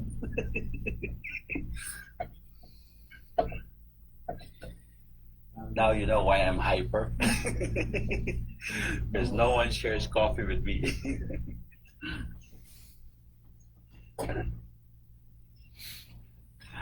All right, are you able to breathe now? So that's our informations pertaining to our electrolytes. Those few major electrolytes, but they have a lot of components and a lot of functions. Let's proceed to our intravenous fluids. The intravenous fluids that we are giving to our patients or residents, I'm getting confused sometimes because in every place there's a lot of terms that they are using. Patients, clients, residents, consumers, but they are all patients. Okay, so the IV fluids, we have the isotonic, hypertonic, and hypotonic. Easy to remember. Once you have the isotonic, you have dextrose 5 water. Higher than 5 will become hyper. Okay? Isotonic is almost the same components with our system or circulation. We have the 0.9%. When you round this off, this is 1% sodium chloride. Okay, so if they put sodium chloride, that's 1%. So 0.9 sodium chloride or normal saline, ringer solution, lactated ringers, and D5 water. For hypotonic, easy to remember, 0.45. When you round this off, 0.5, or also known as half normal saline. Okay, so sodium chloride. So hypertonic, 5% sodium bicarb, 3% sodium bicarb, and we have D10, 15% water. The dextrose is glucose. The 10%, of course, that's a component of that water. So 10% of glucose and that water, or 15% of glucose and that water. So we have the isotonic, hypotonic, and hypertonic. Okay. So we have this break again. So the isotonic, normal red blood cells. Look at the hypo and hypertonic. If you are taking hypotonic, your cells will be swelling. Your cells will swell. If you are taking hypertonic, your cells will shrink or shrunk. Okay? So, most of the time in the emergency room, if they don't know the diagnosis yet, they give, of course, the safest, the isotonic. So the first question right away, are you diabetic? If not, of course, they can give D5. But if they are, normal saline, LR, or lactated ringers, or ringer solutions. All right? When we talk about fluids and electrolytes, of course, our system is being affected. The number one problem that we may encounter is dehydration. Whatever type of dehydration that we're going to experience, there will be thirst, and of course, management will be given. NCLEX will have a general term using dehydration. And how are you going to manage dehydration? So, in dehydration, the general management that we can do is to provide fluids. Make sure, of course, if the patient is dehydrated, allow them to have rest. So water intake is less than what is needed to meet body fluid requirement. So dehydration. BUN creatinine. BUN and crea, they need to be checked because this lab works will assess the kidney functions. Remember, like what we said, we have this what we call kidneys, and the kidneys receives oxygenated blood, the last organ that receives oxygenated blood. If we are dehydrated, there will be, of course, poor circulation. There's not enough circulation.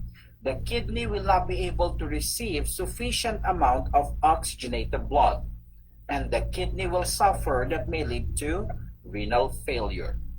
That's why dehydration or renal failure associated to dehydration. Sodium will be assessed. If you are dehydrated, what happened to your sodium? High, concentrated, you don't have fluids.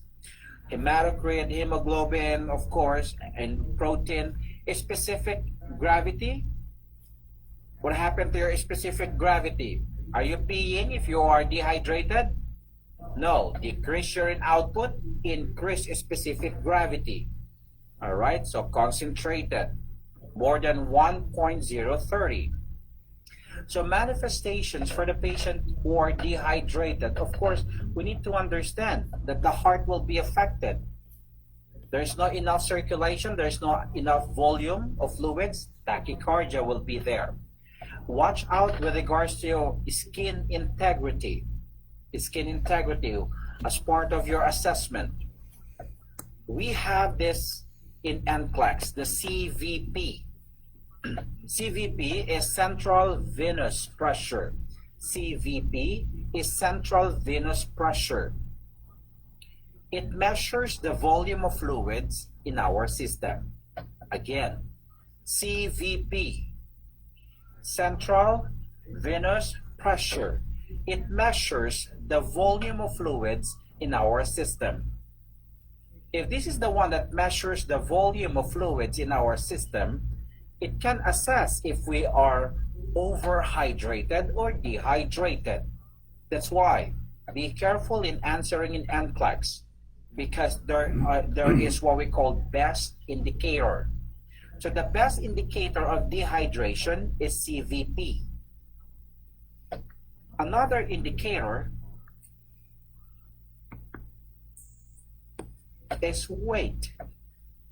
Weight, of course, is to find out the nutritional balance, if you are dehydrated or overhydrated. Another indicator is urine output. And the very last one is skin turgor. But remember, the skin turgor is not the best indicator for elderly. This is not the best indicator for elderly because of poor elasticity. Now, if the NCLEX will be asking you which among the following is the best indicator to find out if the patient is dehydrated, the answer is CVP. If there's no CVP, the possible next answer is weight. If there's no weight, urine output.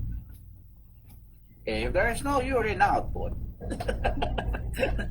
automatically skin turgor. All right, so that's how it goes. So there's best indicator. That's why they're asking. There are two best answer. There's PUN and creatinine. But which one is the best indicator of kidney function? Creatinine. All right, that's why. But in select all that apply, you grab them all. All right. They said teach us to do a process of elimination because that's all that we need. No, you cannot perform process of elimination if you don't have foundation of knowledge, right? Because you may remove the correct answer, or you may remove them all, right? So keep this in mind, of course, that in NCLEX, the name of the game is rewarding. Okay? Rewarding. For example, urine output. The NCLEX did not put urine output. The NCLEX, they may put 800 mLs for 5 hours. Okay? The NCLEX may use 3 diapers for 8 hours. Those are urine output. Those are outputs. Okay, so we need to assess those indication or those rewardings. All right. So we talk about renal, of course, the kidney. If you are dehydrated, keep that in mind that our kidney is one of our highest priority if there is, of course, dehydration because of renal failure. And you have here, of course, your relevant nursing diagnosis. Overhydration, easy to manage. You have too much fluids. So the kidney may be working or not. All right? But here, if you are overly hydrated, those fluids will go inside your lungs. So A, B, C. Airway, breathing, circulation. Airway, breathing is our priority. Airway. Airway is the priority. Airway is our priority. All right? So, example of those overhydration problem, circulatory overload, edema, renal failure, water intoxication. There are some people, they keep on drinking water without peeing. CHF, we will be talking about that. We have right and left, CHF. SIADH, the SIAD or SIADH, we will be talking about that. The opposite of that one is diabetes insipidus. So tomorrow we will be talking about endocrine. More exciting, right? So what are you going to bring tomorrow morning? Banana. Too much banana will lead to tachycardia, so share it. And of course, we have here excessive sodium intake that may lead to overhydration. Basically, of course, the heart, lungs will be affected if we are overly hydrated. So to remove fluids in our system, we can just skip what? Diuretics, we can give diuretics, okay? And of course, whatever are the main reason of this overhydration, we need to manage that. For example, CHF patient, they will be needing digoxin, they will be needing diuretics, all right? So those management. And when we go to our different organs or system, we will be talking about those different condition and management. So we have this diagnosis, the same thing, fluid volume excess, breathing, all right, is our problem here. Next, electrolyte imbalances, changes in fluid intake and output affects fluid balance. People at greatest risk for electrolyte imbalances, elderly. Why elderly? As we grow older, our system experience this what we call deterioration. So the system deteriorates.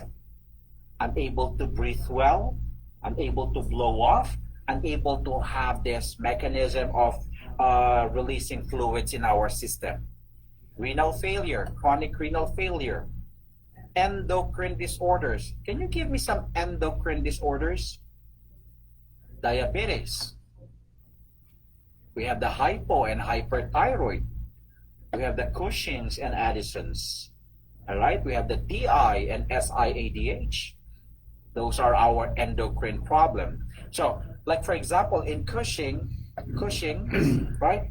You are familiar that they have too much steroids and they are gaining weight. So the fluids and electrolytes will be affected. Mentally impaired individual. The mentally impaired individual is also at risk for electrolyte imbalances. They don't know if they have this dehydration. They don't know if they are thirsty. Okay? Sometimes, of course, they don't understand why they have diarrhea. So we need to assess them well. People on drugs that alter fluid and electrolytes. Remember the first line of antihypertensive medication that I told you? The thiazides, the hydrochlorothiazides. Okay? So if they are taking this medication, it's diuretic, so they need to give supplements, which is potassium. So we talk about these potassium imbalances. We have the hypo and hyperkalemia. We know what to do, so we talk about those informations already. We have list of food or fruits here that you can go over by yourself in your own free time. We talk about the sodium imbalances as well. We discussed this already. And we said, of course, there are some foods that are high in sodium. We have calcium imbalances. We talk about this. Remember the trosusine and Chivostek signs for hypocalcemia.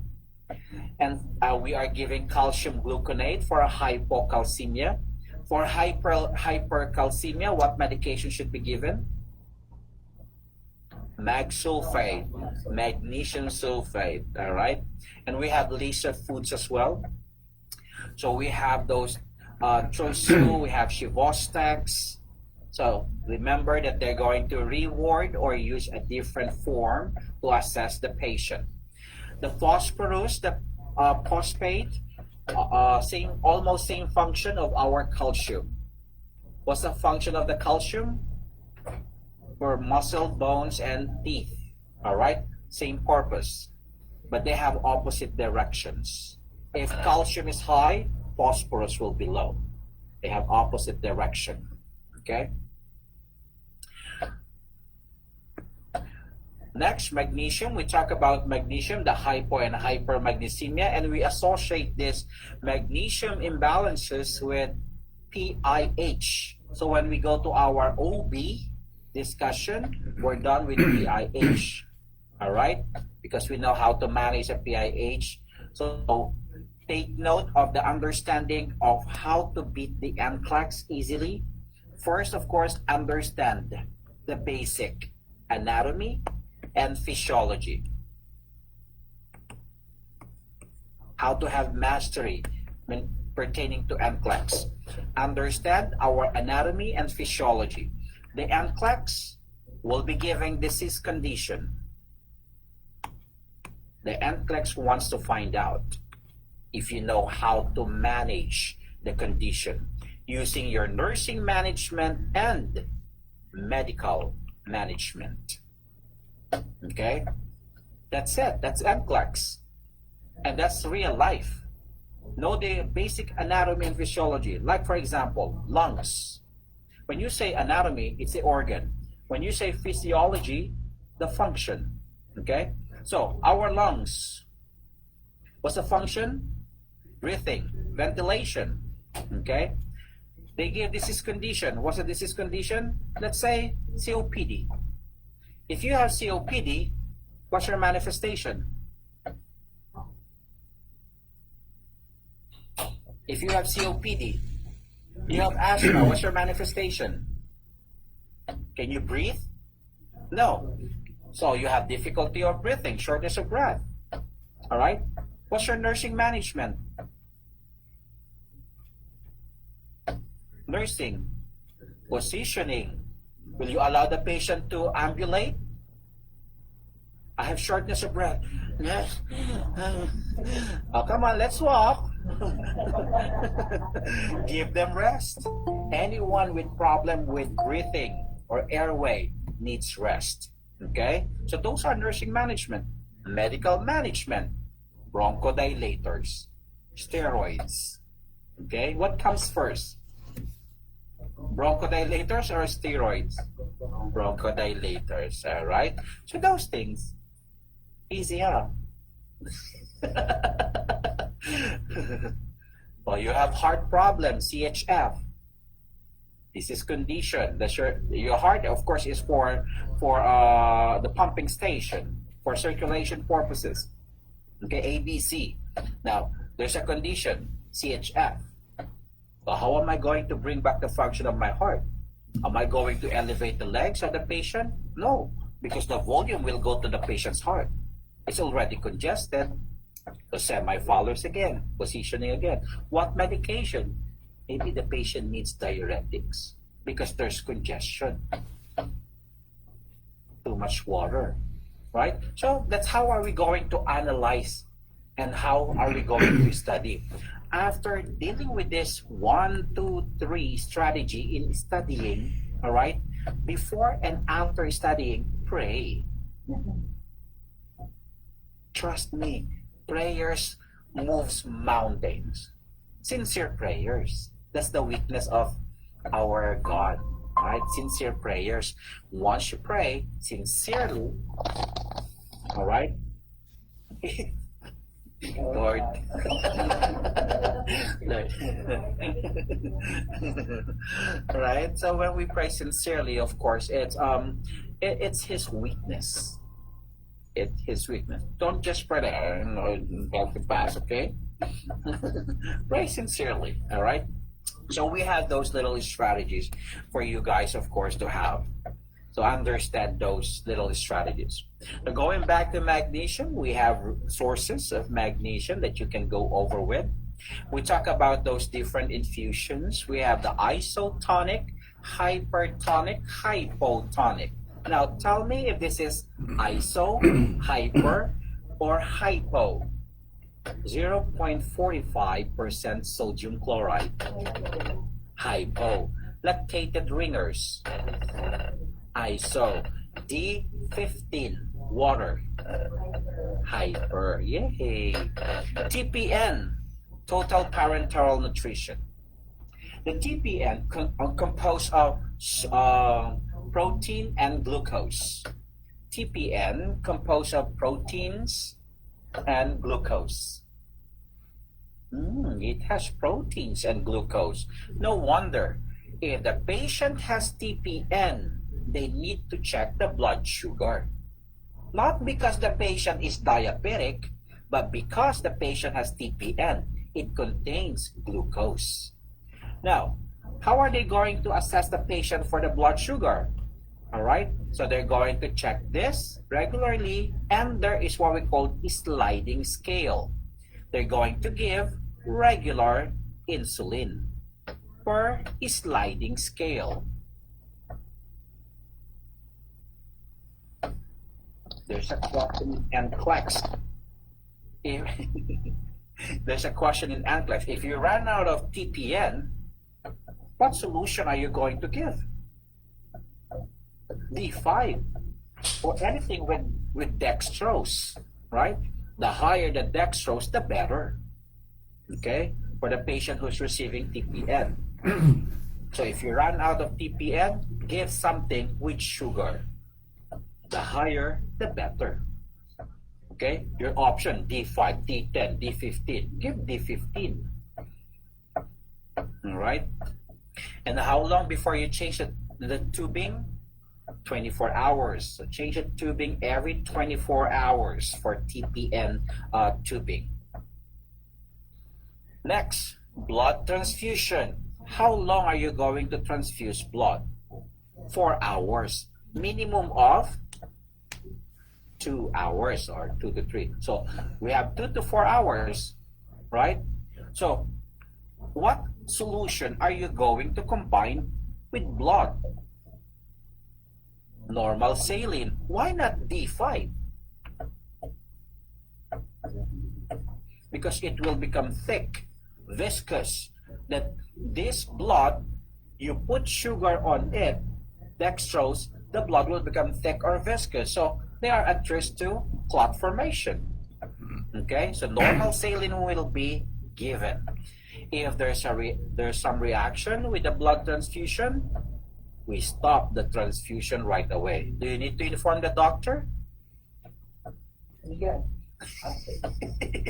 So you stop the transfusion and inform the doctor. Okay. Before I started, let me call the doctor. Stop. If there's some reaction, stop the transfusion right away and inform the doctor. Doctor, the patient has itchiness. The patient has difficulty of breathing. Stop the transfusion. Okay.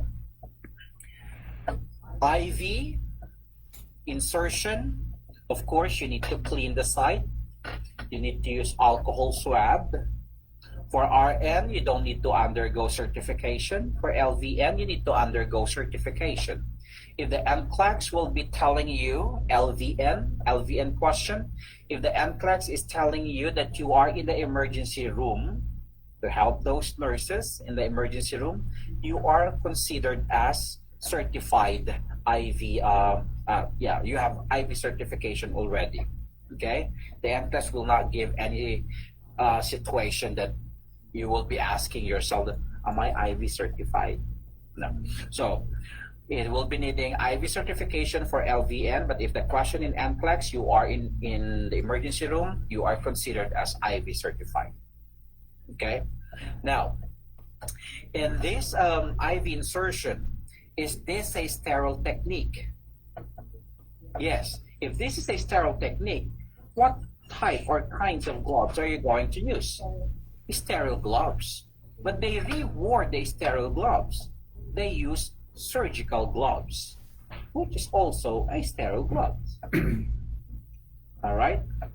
That's why don't be confused. Surgical gloves are not going to perform surgery. All right?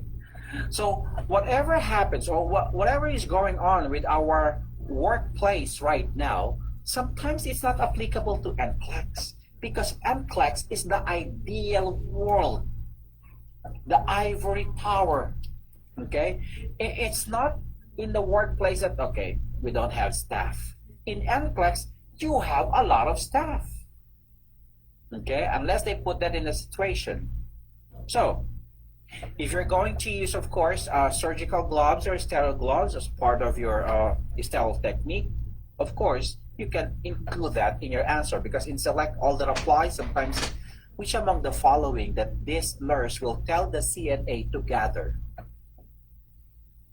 All right, so you may include that. In real life, some nurses, they don't want to wear gloves. I know someone that she rips the index area of the glove so she can palpate, able to feel the vein. All right. Some nurses, they don't wear gloves; they just insert it fast. But I still remember I was working with an LVN. She said, "These gloves here, it's not good for my hands," so she's not wearing it. But she insert IV very well, right? There's one that I know, once she inserted IV, the moment that you will notice she's yelling, I need some help there. When you get there, it seems that she operated the patient. There's a lot of blood. Yeah, there's a lot of blood. Oh, what have you done? Right? I still remember when we were working in the hospital. Initially, of course, it's really hard to insert IV. But if this one became your skills, part of your skills, everybody will be looking for you. Right? I love to insert IV, and every time that I insert IV, once I got the backflow, oh my goodness, I feel that I have an achievement. Right? We have some veins here. Okay, here. That's why if there's nothing in here, your arm, sometimes I'm getting something from here, and I put the tongue depressor just to maintain the alignment, and the smallest needle, the yellow one. I love to insert IV. My goodness, that's my. But initially, long time ago, every time that I insert, I'm like, what happened? Don't move. You blame the patient. Oh, you're moving. I didn't move. Oh, your veins is very fragile. Take a deep breath, okay? Relax. I told you to relax, okay? Don't move. But the truth is, and all the family members are watching you, right? You know, the confession of a nurse, nurse confession. So just make sure you compose yourself, okay? So tell the patient, take a deep breath, relax. At the back of your mind, you're telling that to yourself, okay? Don't move. If you miss it, okay, just relax. Let's try another one. All right? You try another one, you miss it again. Okay, your vein is very fragile. Okay, up to 1 to 3 only. Do not embroider the patient. My goodness. Ask for someone to help you if you cannot insert it. All right, do not embroider them. What is this? Oh, your new tattoo. Right? So there's IV insertion. Next, your favorite. Oh my goodness. The acid-base homeostasis.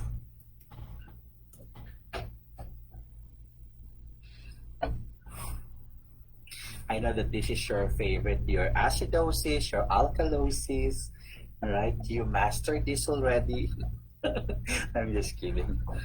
All right. A lot of people are having a hard time with acidosis, alkalosis. But we need to understand that if we talk about fluids and electrolytes, it's metabolic problem. Involved organs are our kidneys and lungs. All right? If this is respiratory, our lungs, of course, so respiratory.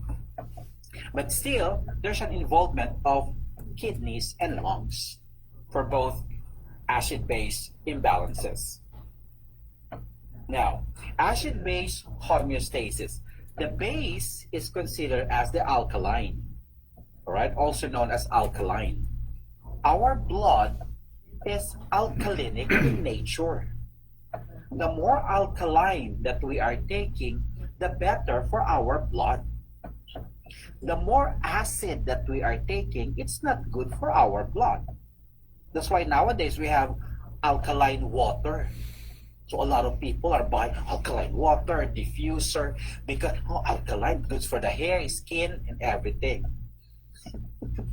Right? So they put those alkaline water. So with normal physiologic function, hydrogen ions, bicarb, oxygen, carbon dioxide are kept within normal levels. Hydrogen ions, carbon dioxide, and they have a ratio. But of course, Amplex will not be asking about those ratio. Okay? But of course, in totality, how are you going to deal with this imbalances? Now, alcohol, when we drink alcohol, is it alkaline in nature? It's acid. When we drink soda, coffee, acid. All right. What's the other name of vitamin C? Ascorbic acid. Right? Ascorbic acid. Ascorbic acid. But how come that it's good for our system? It's vitamin C, good for your system, but it's acidic, it's citrus. Because once you digest the citrus or vitamin C or ascorbic acid, it turns into alkaline. Once digested ascorbic acid or vitamin C equals alkaline or alkalinic. It turns into alkalinic. Why not cranberry? Cranberry juice, once you digest that, it remains as acid. High components is still acid. That's why it's good for, cranberry juice is good for UTI. Because acidic environment, all right, organism dies. That's why it's the component of cranberry juice, once you drink it, it remains as acid. All right, so don't drink too much cranberry juice. Orange juice, it turns into alkaline. That's why orange juice is not good for UTI. All right, so here we go. We have the respiratory and metabolic conditions or problems pertaining to our acid-base imbalances. We have this little information here or formula. We have Rome. You're familiar with Rome. Respiratory, opposite. Metabolic, equal. It pertains to directions of arrows. It pertains to directions of arrows. If this is respiratory problem, okay, your main organ here is lungs. If this is metabolic problem, your main organ here is kidneys. All right. Now, before I jump to more technical discussion, let me just give you a concept pertaining to this respiratory and metabolic. There's also acidic and alkalinic. Waste products are acid in nature. Waste products are acid in nature. Meaning to say, the more that we retain waste products, the more that there will be acidosis. The more that you release waste products, it's alkalosis. All right? Here we go. We're putting them together now. Retains waste products is what? Acidosis. Releases waste products, alkalosis. And remember, the involved organ. So if this is metabolic, kidneys. Respiratory, lungs, respiratories, of course. Now, let me ask you.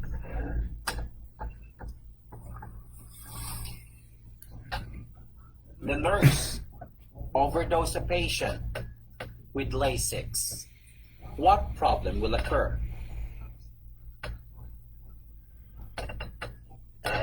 Let's start.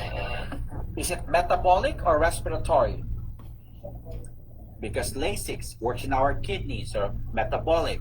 Acidosis or alkalosis? The nurse overdosed a patient with Lasix. If you use Lasix, are you going to retain or release? Release. So metabolic alkalosis. You receive, I'm going to change that. Okay. Since we're close to lunchtime, I ate 2 hamburgers. Yummy. I ate 2 hamburgers and drank my large Dr. Pepper soda. I used the stairways going back here. When I came back to this room,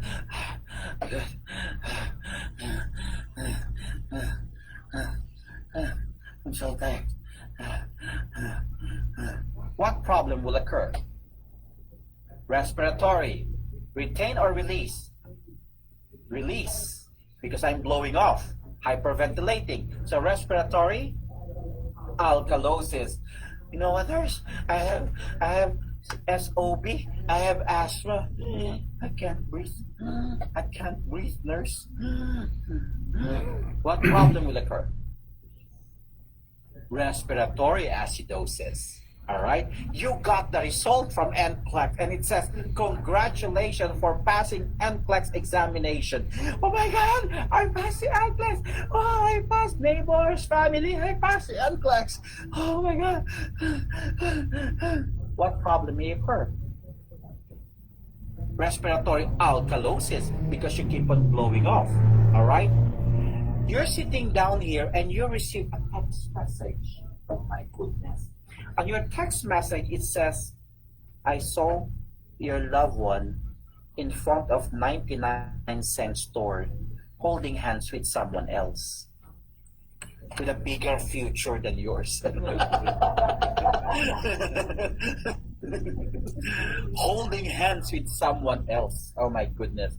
How cheap they are in front of 99-cent store. That's the safest area. They don't go there. Just kidding. So, how do you feel about that? Huh? So it depends with your reaction. I work hard for our future. That's why I'm sitting here listening to this Teletubby instructor. Right? And now he's holding hands with someone, or she's holding hands with someone else. Right? It depends with your, if you have shortness of breath, respiratory acidosis. If you hyperventilate, alkalosis. Right? Now, you understand the concept. Let's try to manage them. So, if the patient has metabolic acidosis, do they retain or release fluids? They retain. So our management, since they are retaining fluids, you can give diuretics. You can insert Foley catheter, remove those fluids and waste products. If this is metabolic alkalosis, they are peeing a lot. So what would be our management if they are peeing a lot? You need to hydrate them. And remember the pituitary gland produce ADH. So probably the brain is not producing, or the pituitary gland is not producing ADH anymore. So we can give ADH. Example of ADH are the Pressin medication. Example of that, you have the vaso or vasopressin. You have the desmopressin, the pressin medication. So they are ADH. And what about if you have respiratory acidosis? Remember, if you have respiratory acidosis, do you retain or release waste products? You are retaining waste products. And what is the waste products in our lungs? Carbon dioxide. And when do we experience retention of carbon dioxide? If we have shortness of breath. Okay? You guys. So if we have shortness of breath, you're thinking so deep.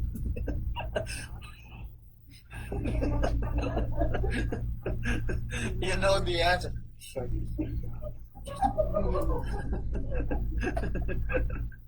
If you're standing here, you will be seeing different reaction, your facial reaction. So respiratory acidosis. So you are retaining waste products. So best example, you have shortness of breath. If you have pneumonia, you have shortness of breath? Yes. If you have tuberculosis, do you have shortness of breath? Yes. If you have a COPD, yes, meaning to say all respiratory problem is not respiratory alkalosis. It's respiratory acidosis because they have retention of CO2, they have shortness of breath. All right? How are you going to manage respiratory acidosis? So we can give O2, bronchodilators, okay? Steroids. Can we position them? What position? Semi-foulers, all right, or high foulers, all right, semi or high. Don't place them in Trendelenburg position. My goodness, the CNA will be asking. CNA will reprimand you. All right, next, respiratory alkalosis. So in respiratory alkalosis, you don't have shortness of breath, but you are hyperventilating. There's hyperventilation. You keep on blowing off. What's your management? Brown bag, okay? The most popular brown bag, paper bag, Bloomingdale's bag, brown bag or paper bag. But the NCLEX, we wore this brown bag or paper bag. They said, use the palm of your hand. Same concept, right? So if you are doing that, same concept. You are breathing in the carbon dioxide because if you are using the palm of your hand, less carbon dioxide can be excreted or can be removed. So you're going to inhale those carbon dioxide again. Now, look at the manifestation or look at the management that we are doing here. If you have respiratory acidosis versus respiratory alkalosis, you said in respiratory acidosis, I have shortness of breath. While the other one, hyperventilation. My management for respiratory acidosis, I can give O2, the basic management. Okay? Respiratory alkalosis, of course, paper bag. There are some nurses, they don't understand why they are giving oxygen on this level only. Okay? So, if the doctor's order is oxygen via nasal cannula 2 to 3 liters, and this nurse increased this level to 5 liters per minute or 6 liters per minute. Too much oxygen is hyperventilation. Okay? Respiratory alkalosis will occur. And now, if you are having respiratory alkalosis, you have the paper bag. And that paper bag has been there for the whole shift, 8 hours. Now the patient has respiratory acidosis. So make sure you observe the patient. Okay, I give 2 to 3 liters. Okay, and what happens if you have hyperventilation? Seizures will occur. What happens if you have shortness of breath? The opposite. The brain will be in coma.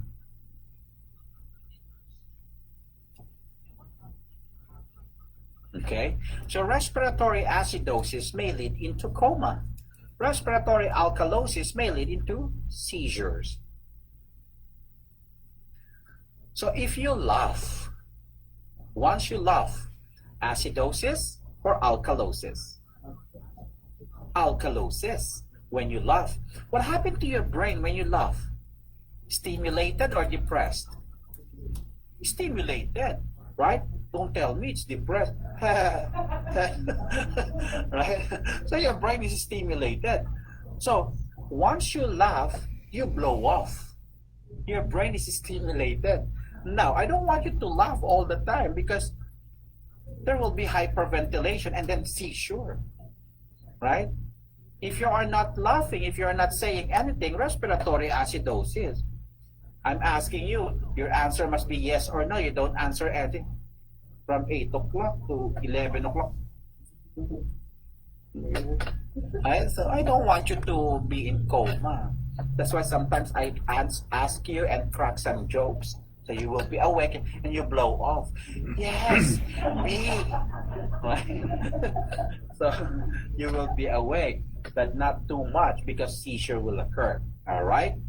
Now, you understand the concept for our metabolic acidosis and metabolic alkalosis, respiratory acidosis and respiratory alkalosis. When we talk about metabolic acidosis, you said there is retention of waste products. Correct? Is the patient is peeing? No. So decreased urine output. So how are you going to manage the patient with metabolic acidosis? You can give diuretics. If the patient has metabolic alkalosis, the patient keeps on peeing. What's the management again? Hydration. What's the other one? Medication? The ADH. So example of ADH? Vasopressin, aldosterone. There's desmopressin, lipressin. Sometimes it's inhaled. It's an inhalant. There you're going to inhale it. Okay? So there's sometimes retention of fluids close to the eyes or periorbital area. So watch out for those side effects. Now, let's talk about these imbalances. We said we have a little strategy known as roam. Okay, we're going to roam without any visa. We don't have visa if you are 60 cents. 60 cents. Are you 60 cents now? 60 cents. 60 cents. All right. So, if the directions of arrows are opposite, that's respiratory problem. If directions of arrows are equal, that's metabolic problem, meaning to say kidneys. Okay? We cannot do anything about normal values except to memorize. What's the normal pH? Blood pH, huh? Not the pH somewhere else. 7.35 to 7.45. Okay. What's the normal CO2? We have 35 to 45. What's the normal bicarbonate? Here we go. Because in some books we have 21 and 28. Some books we have 22 to 26. But we are going to use 22 to 26. All right? If the CO2 is high, remember, CO2 is a waste product. Okay? If CO2 is high, acidosis or alkalosis? CO2 is a waste product. If CO2 is high, acidosis or alkalosis? CO2 is a waste product. Too much waste products is acid. Waste products are acid. So too much acidosis. So too much CO2 is acidosis. So acid. Less CO2, alkalosis. Okay. What about our pH? Increased pH, normal pH, of course, 7.35, 7.45. Too much pH, so above 7.45 is alkaline, alkalosis. Less is acidosis. Bicarbonate, 26, above 26 is alkaline, alkalosis. Less than is acidosis. Let's have a little example here. pH. 7.21. I'm just gonna create the numbers here just to use the roam. I'm not really sure if the patient will be able to survive or, you know. CO2, let's say we have 30. Bicarbonate, let's say you have 18. 7.21, arrow up or down? Down. 30. Down. 18. Down. Do they have the same directions of arrows? Yes, equal direction. So what's the problem? Metabolic. If this is metabolic problem, we focus on bicarbonate, because bicarb is for the kidneys, CO2, lungs. Okay, so if your problem is metabolic, focus on your bicarb. Bicarb is low. So metabolic acidosis. All right, metabolic acidosis. Oh, another one. Don't lose hope. If we talk about respiratory, which one are you going to check? CO2 or bicarb? CO2. If the result is metabolic, we check the bicarb. So pH, CO2, bicarbonate, 7.53. You have here 27, and bicarbonate, let's say you have 30. 7.53, arrow up or down? Up. 27, down. Oops, they have different direction now. 30, up. So different direction. So this is respiratory problem. If this is respiratory problem, which one are you going to check? CO2 or bicarb? CO2. CO2 is low. Acidosis or alkalosis?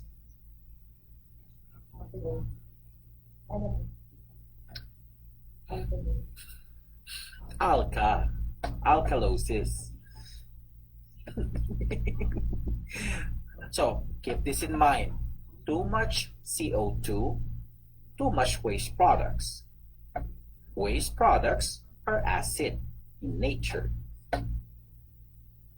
So if you have less CO2, alkalosis. So with these laboratory results, what would be your management? You know how to read the laboratory. Brown bag. All right. You cannot find brown bag. Just kidding. In the facility. All right. Next, don't lose hope. Let's have another example.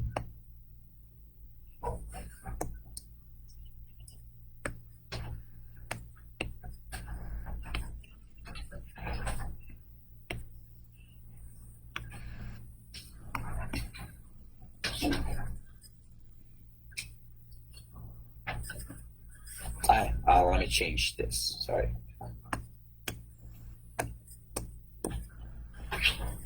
Oh, what problem is this? So low, high, and then low. So respiratory, because CO2, high, respiratory acidosis. Okay, so when we change this again, let's say this one will become, let's say 21.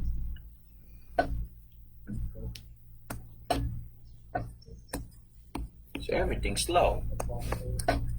The same direction, equal direction, metabolic. So if this is metabolic, you check the bicarb. So metabolic, bicarb, metabolic acidosis. Okay, we're going to have more practice about that. Yes, yes, acid. Yeah, if this is high alkalosis. Yeah. So it's metabolic acidosis. All right. Now, let me have a question for you guys. Patient with hyponatremia.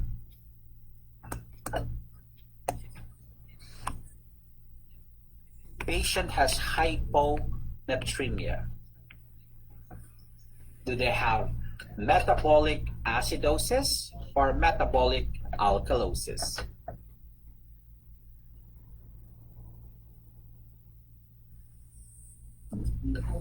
Hyponatremia, metabolic acidosis or metabolic alkalosis?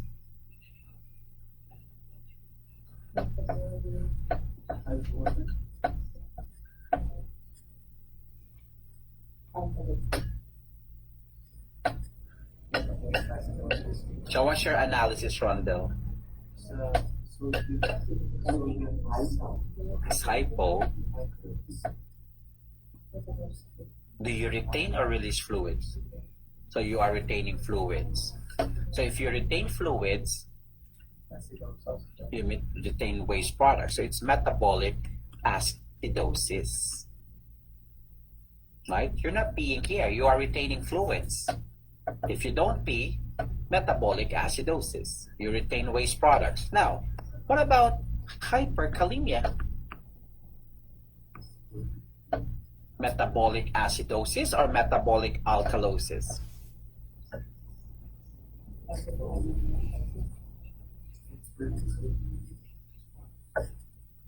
When do you experience hypercalcemia? Once you retain fluids or release fluids? When do you retain potassium? When do you retain potassium?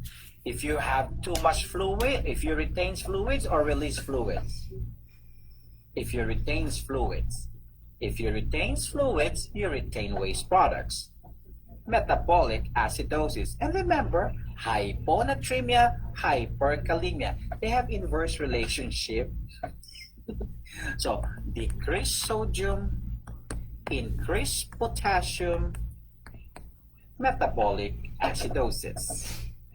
Okay? If you have increased sodium, decreased potassium, metabolic alkalosis. All right?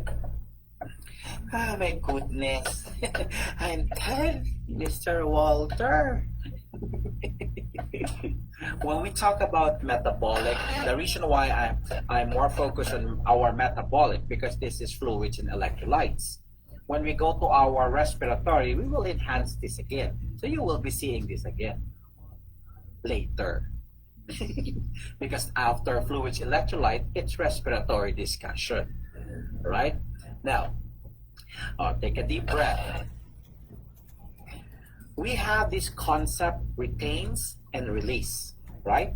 If you retain waste products, acidosis. You release waste products, alkalosis.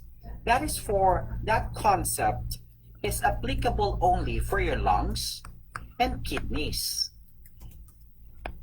That concept is applicable only for your lungs and kidneys. When you retains and release.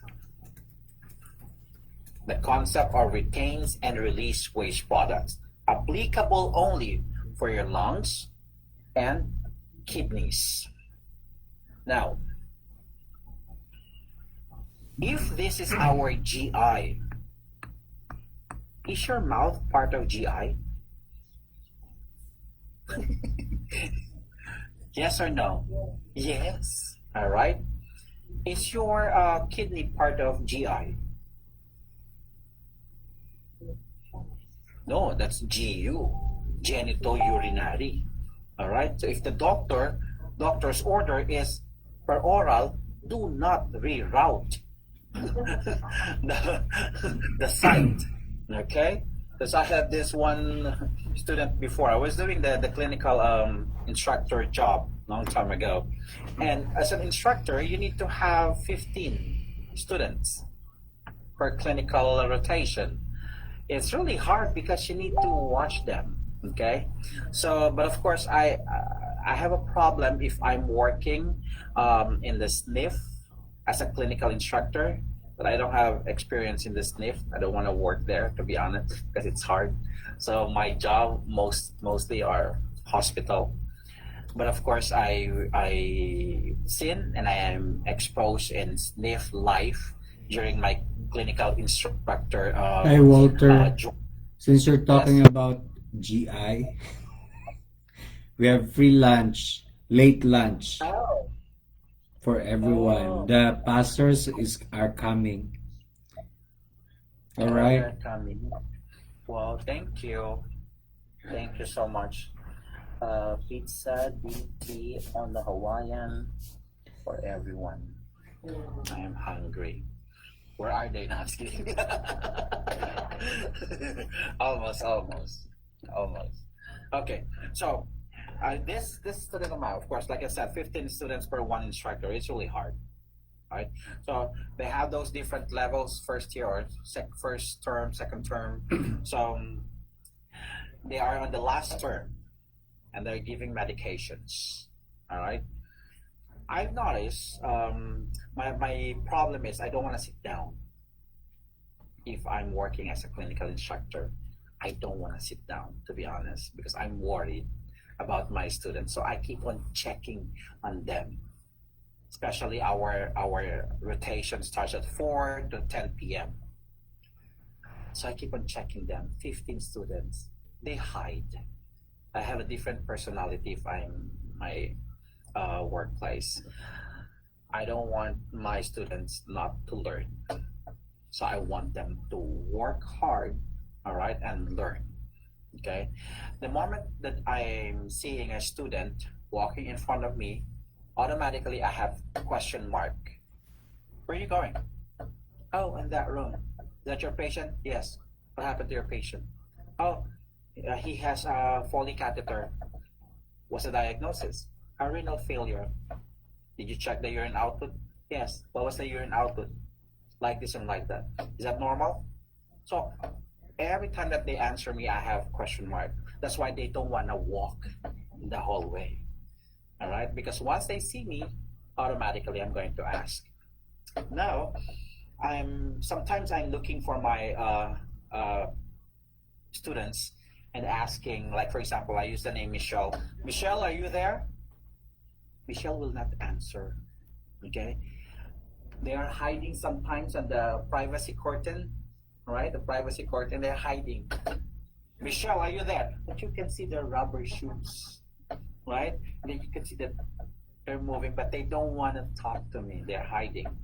Some students sometimes they are keep on, cleaning the bed or fixing the bed, right? What are you doing? Just fixing the bed, Mr. Donato. But the patient is sleeping and not moving anymore. You keep on fixing the bed, So because every time that they see me, I have questions. Now I was walking on this hallway of this facility, and I overheard the student. The student told to the patient, "Why don't you just drink more water, Mama? Why don't you just eat rice or banana, Mama?" And the poor patient, she's trying to clear her throat. And I meddled and I asked, "What's going on?" And then the student said, "Nothing, Mr. D." Call me Mr. D. "Nothing, Mr. D. I just gave the medication," and she's just telling that the medication sticks on her throat. Okay. Of course, there's question mark again.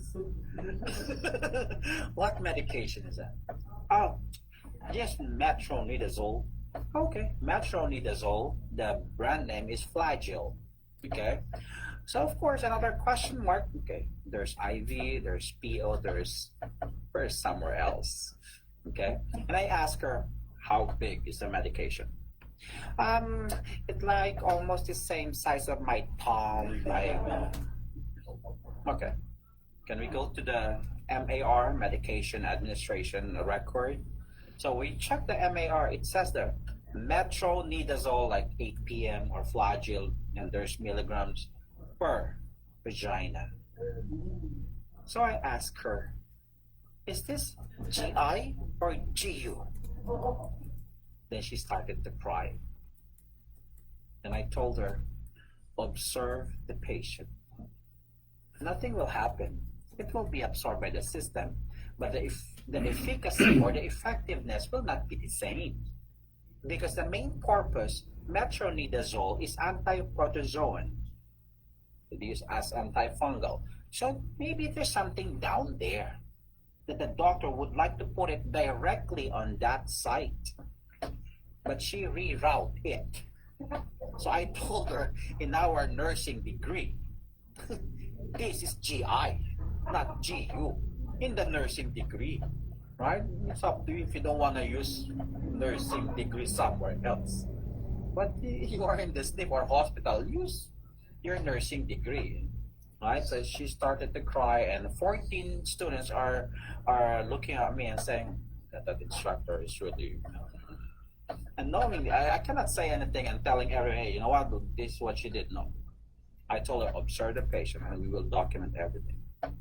So we inform the nurse, we inform everybody, those people from the school, the DON should know that there's medication error. Remember the medication? You have 5 rights. What are those 5 rights? You're having a hard time, right? It's already 7, to be honest. Yeah, it's already 7. So remember, you have right time, dose, drug, patient, route. No, what else? Dose.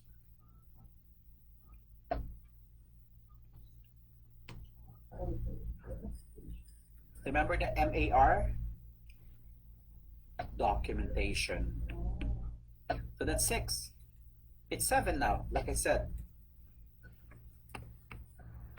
Refused. Right to refuse. So, right time, dose, drug, patient, route, documentation, and refused. Okay, it's 7 now, 2020. Few months from now, it's already 2021. It will become 8 or 11. We're having a hard time with 5. So you have to pass the NCLEX now before they add more. Right? I have a fellow instructor, and my instructor is, of course, have a lot of wisdom. I'm going to put it that way. A lot of wisdom than me. Okay? She said, you know what? During my nursing program, steroids was invented. Meaning to say that was a long time ago. That's why I said, okay, you have a lot of wisdom. All right. So, meaning to say, if this, of course, the reason why I'm sharing this story, for you guys to understand that GI and GU, they are different. Okay? We cannot use our retain or release information. I'm going to ignore this registered nurse's license. Excuse me. Just kidding. All right, so lungs and kidneys, of course, we can use the retains and release strategy or concepts. The GI. Come in. George, let them in. Come here. So GI, of course, if this is our GI, what do we have in our stomach? Is it alkaline or acid? Acid. We have gastric acid. When you throw up, you remove the acid. You remain what? You retain what? Alkaline. So that's why they are saying once you vomit, it's alkalosis. Vomiting, alkalosis. Too much alcohol, alkalosis. You're vomiting. So every time that we vomit, we remove the acid. We retain alkaline. Alright? Next. What about the lower GI? This is our colon. This is not a freeway. So, the colon. What is the environment in your colon or in our colon? Is it acidic environment or alkalinic environment? Is it acidic environment or alkalinic environment? I'm going to give you a hint. It starts with letter A.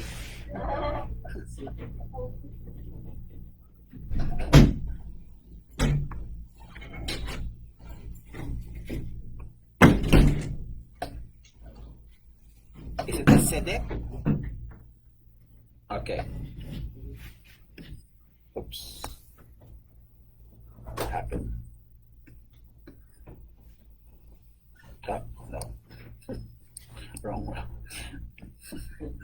It's alkalinic. The environment in our colon is alkaline. Imagine if this is acidic environment every day of your life. Ouch. That's the reason why, like I told you, talk to God every time that we study something. If you want to study, appreciate the creation. Oh Lord, thank you so much. Imagine you created the colon with alkalinic environment. If my colon is acidic every day of my life, ouch. Lord, why? I don't wanna keep it. Right? So it's alkaline in nature. Now, imagine how painful. That's why always appreciate. When we go to our neuro, the more that you will be able to appreciate God's creation. Yeah, that's how I study. Okay, this is my weak part, and I cannot move this. I am blind on this side, but my stronger side, I can see it well. That's how perfect creation or creature we are. Okay, so so if the patient, of course, have diarrhea, remember the concept that we talk about GI, the upper part, the stomach, you throw out, you remove the acid, you retain what? Alkaline from our stomach. So metabolic alkalosis once you vomit. Here, you remove the alkaline. That's the reason why if you keep on pooping, you have diarrhea, no more alkalinic environment. It will become acidic. That's why they said if you have diarrhea, you have metabolic acidosis. That's what acidosis. All right? But the NCLEX will not be telling you metabolic alkalosis, metabolic acidosis. They're not talking about diarrhea, vomiting. They're not going to use that strategy because they know that you are familiar with that. They're going to use a clinical setting again. So, putting this in a clinical setting, if the patient has NG tube, and the NG tube is connected to suction machine,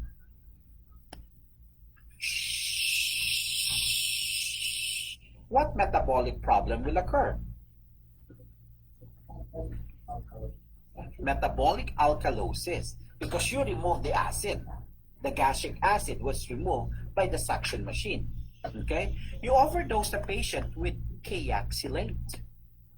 Remember Chaoxilate? It's a laxative. So what will happen? Metabolic acidosis, because you remove the alkaline. So there is clinical setting. All right? Not just because alkalosis. I memorize all the vomiting, but there's no vomiting there. Right? So those things. All right. So the acid-base regulatory mechanism, the kidneys and lungs are helping each other. There is what we call compensatory mechanism. We talk about the hyperventilation in respiratory. If you are hyperventilating, you are releasing waste products, alkalosis. Hypoventilation, breathing organs as shortness of breath, acidosis, respiratory acidosis. The mechanism, kidneys and lungs are helping each other. Okay, kidneys and lungs are helping each other. Later, we will be talking about those compensatory mechanism when we go to our respiratory discussion. Because if I cannot pee, kidneys is not working, my lungs will be blowing off.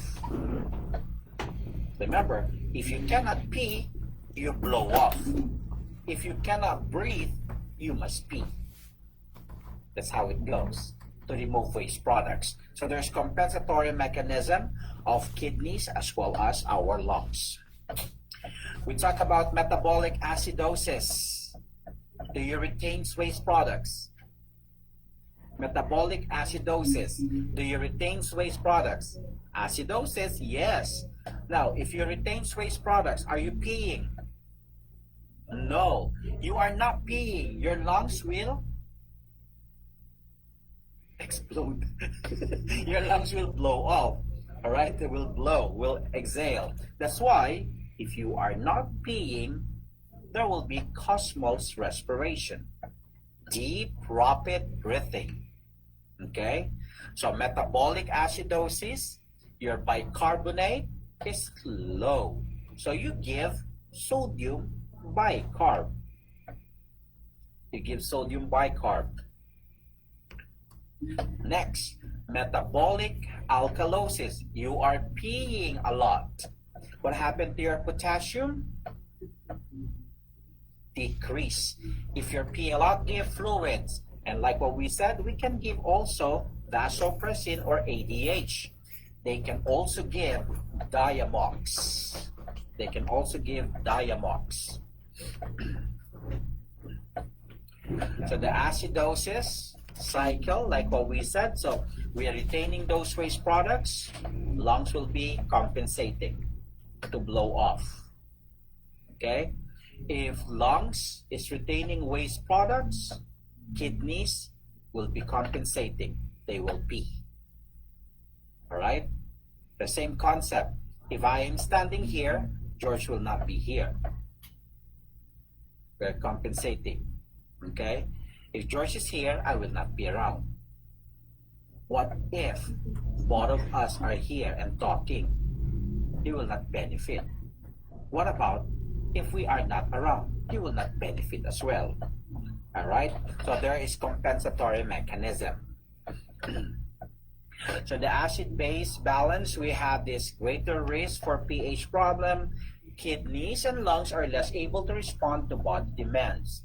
Like I said, as we grow older, these are age-related changes.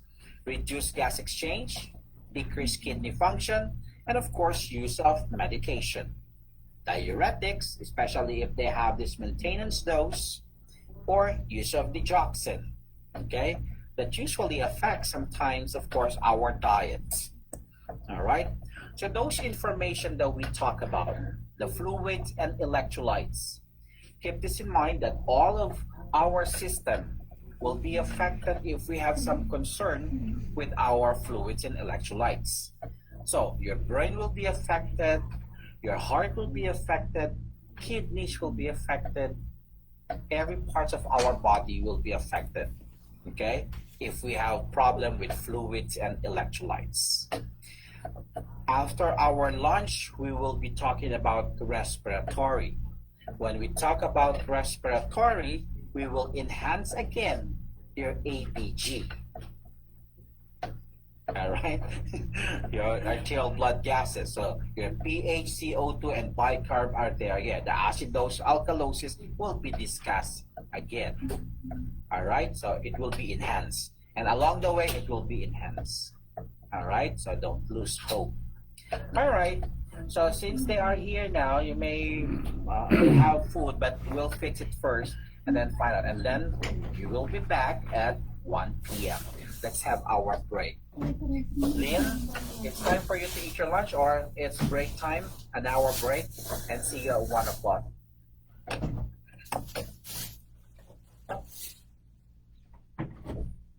And where are these people? What's up? Ay, siya nang niya kaya. darating si Greg na. Si Greg daw niya toxic.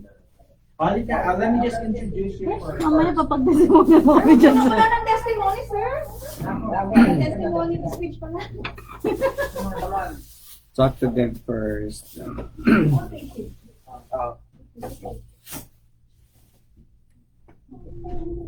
One by one. You share your experience, and of course,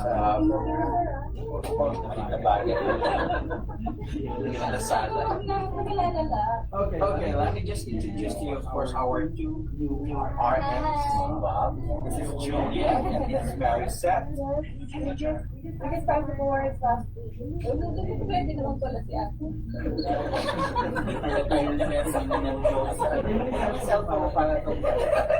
Alright.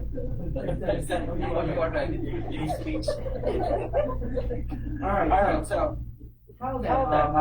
your first your experience here, what did you do? You attended, of course, weekly. Yes, we attended weekly, Saturday and Sunday, and we're expected to compare 8 and finish at 4. But it's very packed information, so they're gonna provide you everything. They're gonna provide you everything that you need, but you guys have to do your own thing. How willing are you guys to pass the board? Are you willing to give 100%? Are you willing to? Are you guys willing to say no to any events and just focus on what you have, right in front of you? This is really important. And that's what I did. I made my mom's birthday, Father's Day, my brother's birthday, and as well my 4th of July. But I had to do what I had to do to pass the boards because I've been waiting for it. I graduated in 2015, and I was like, at that moment I can't take the boards, and I was studying since the beginning of this year, January, and I was doing self-study till May. I was like, oh no, I can't do it anymore. It's like, it's going here and then it comes back there. So I decided to sign up to this class, and I was referred by a friend that took this one 2 years ago before I did. At first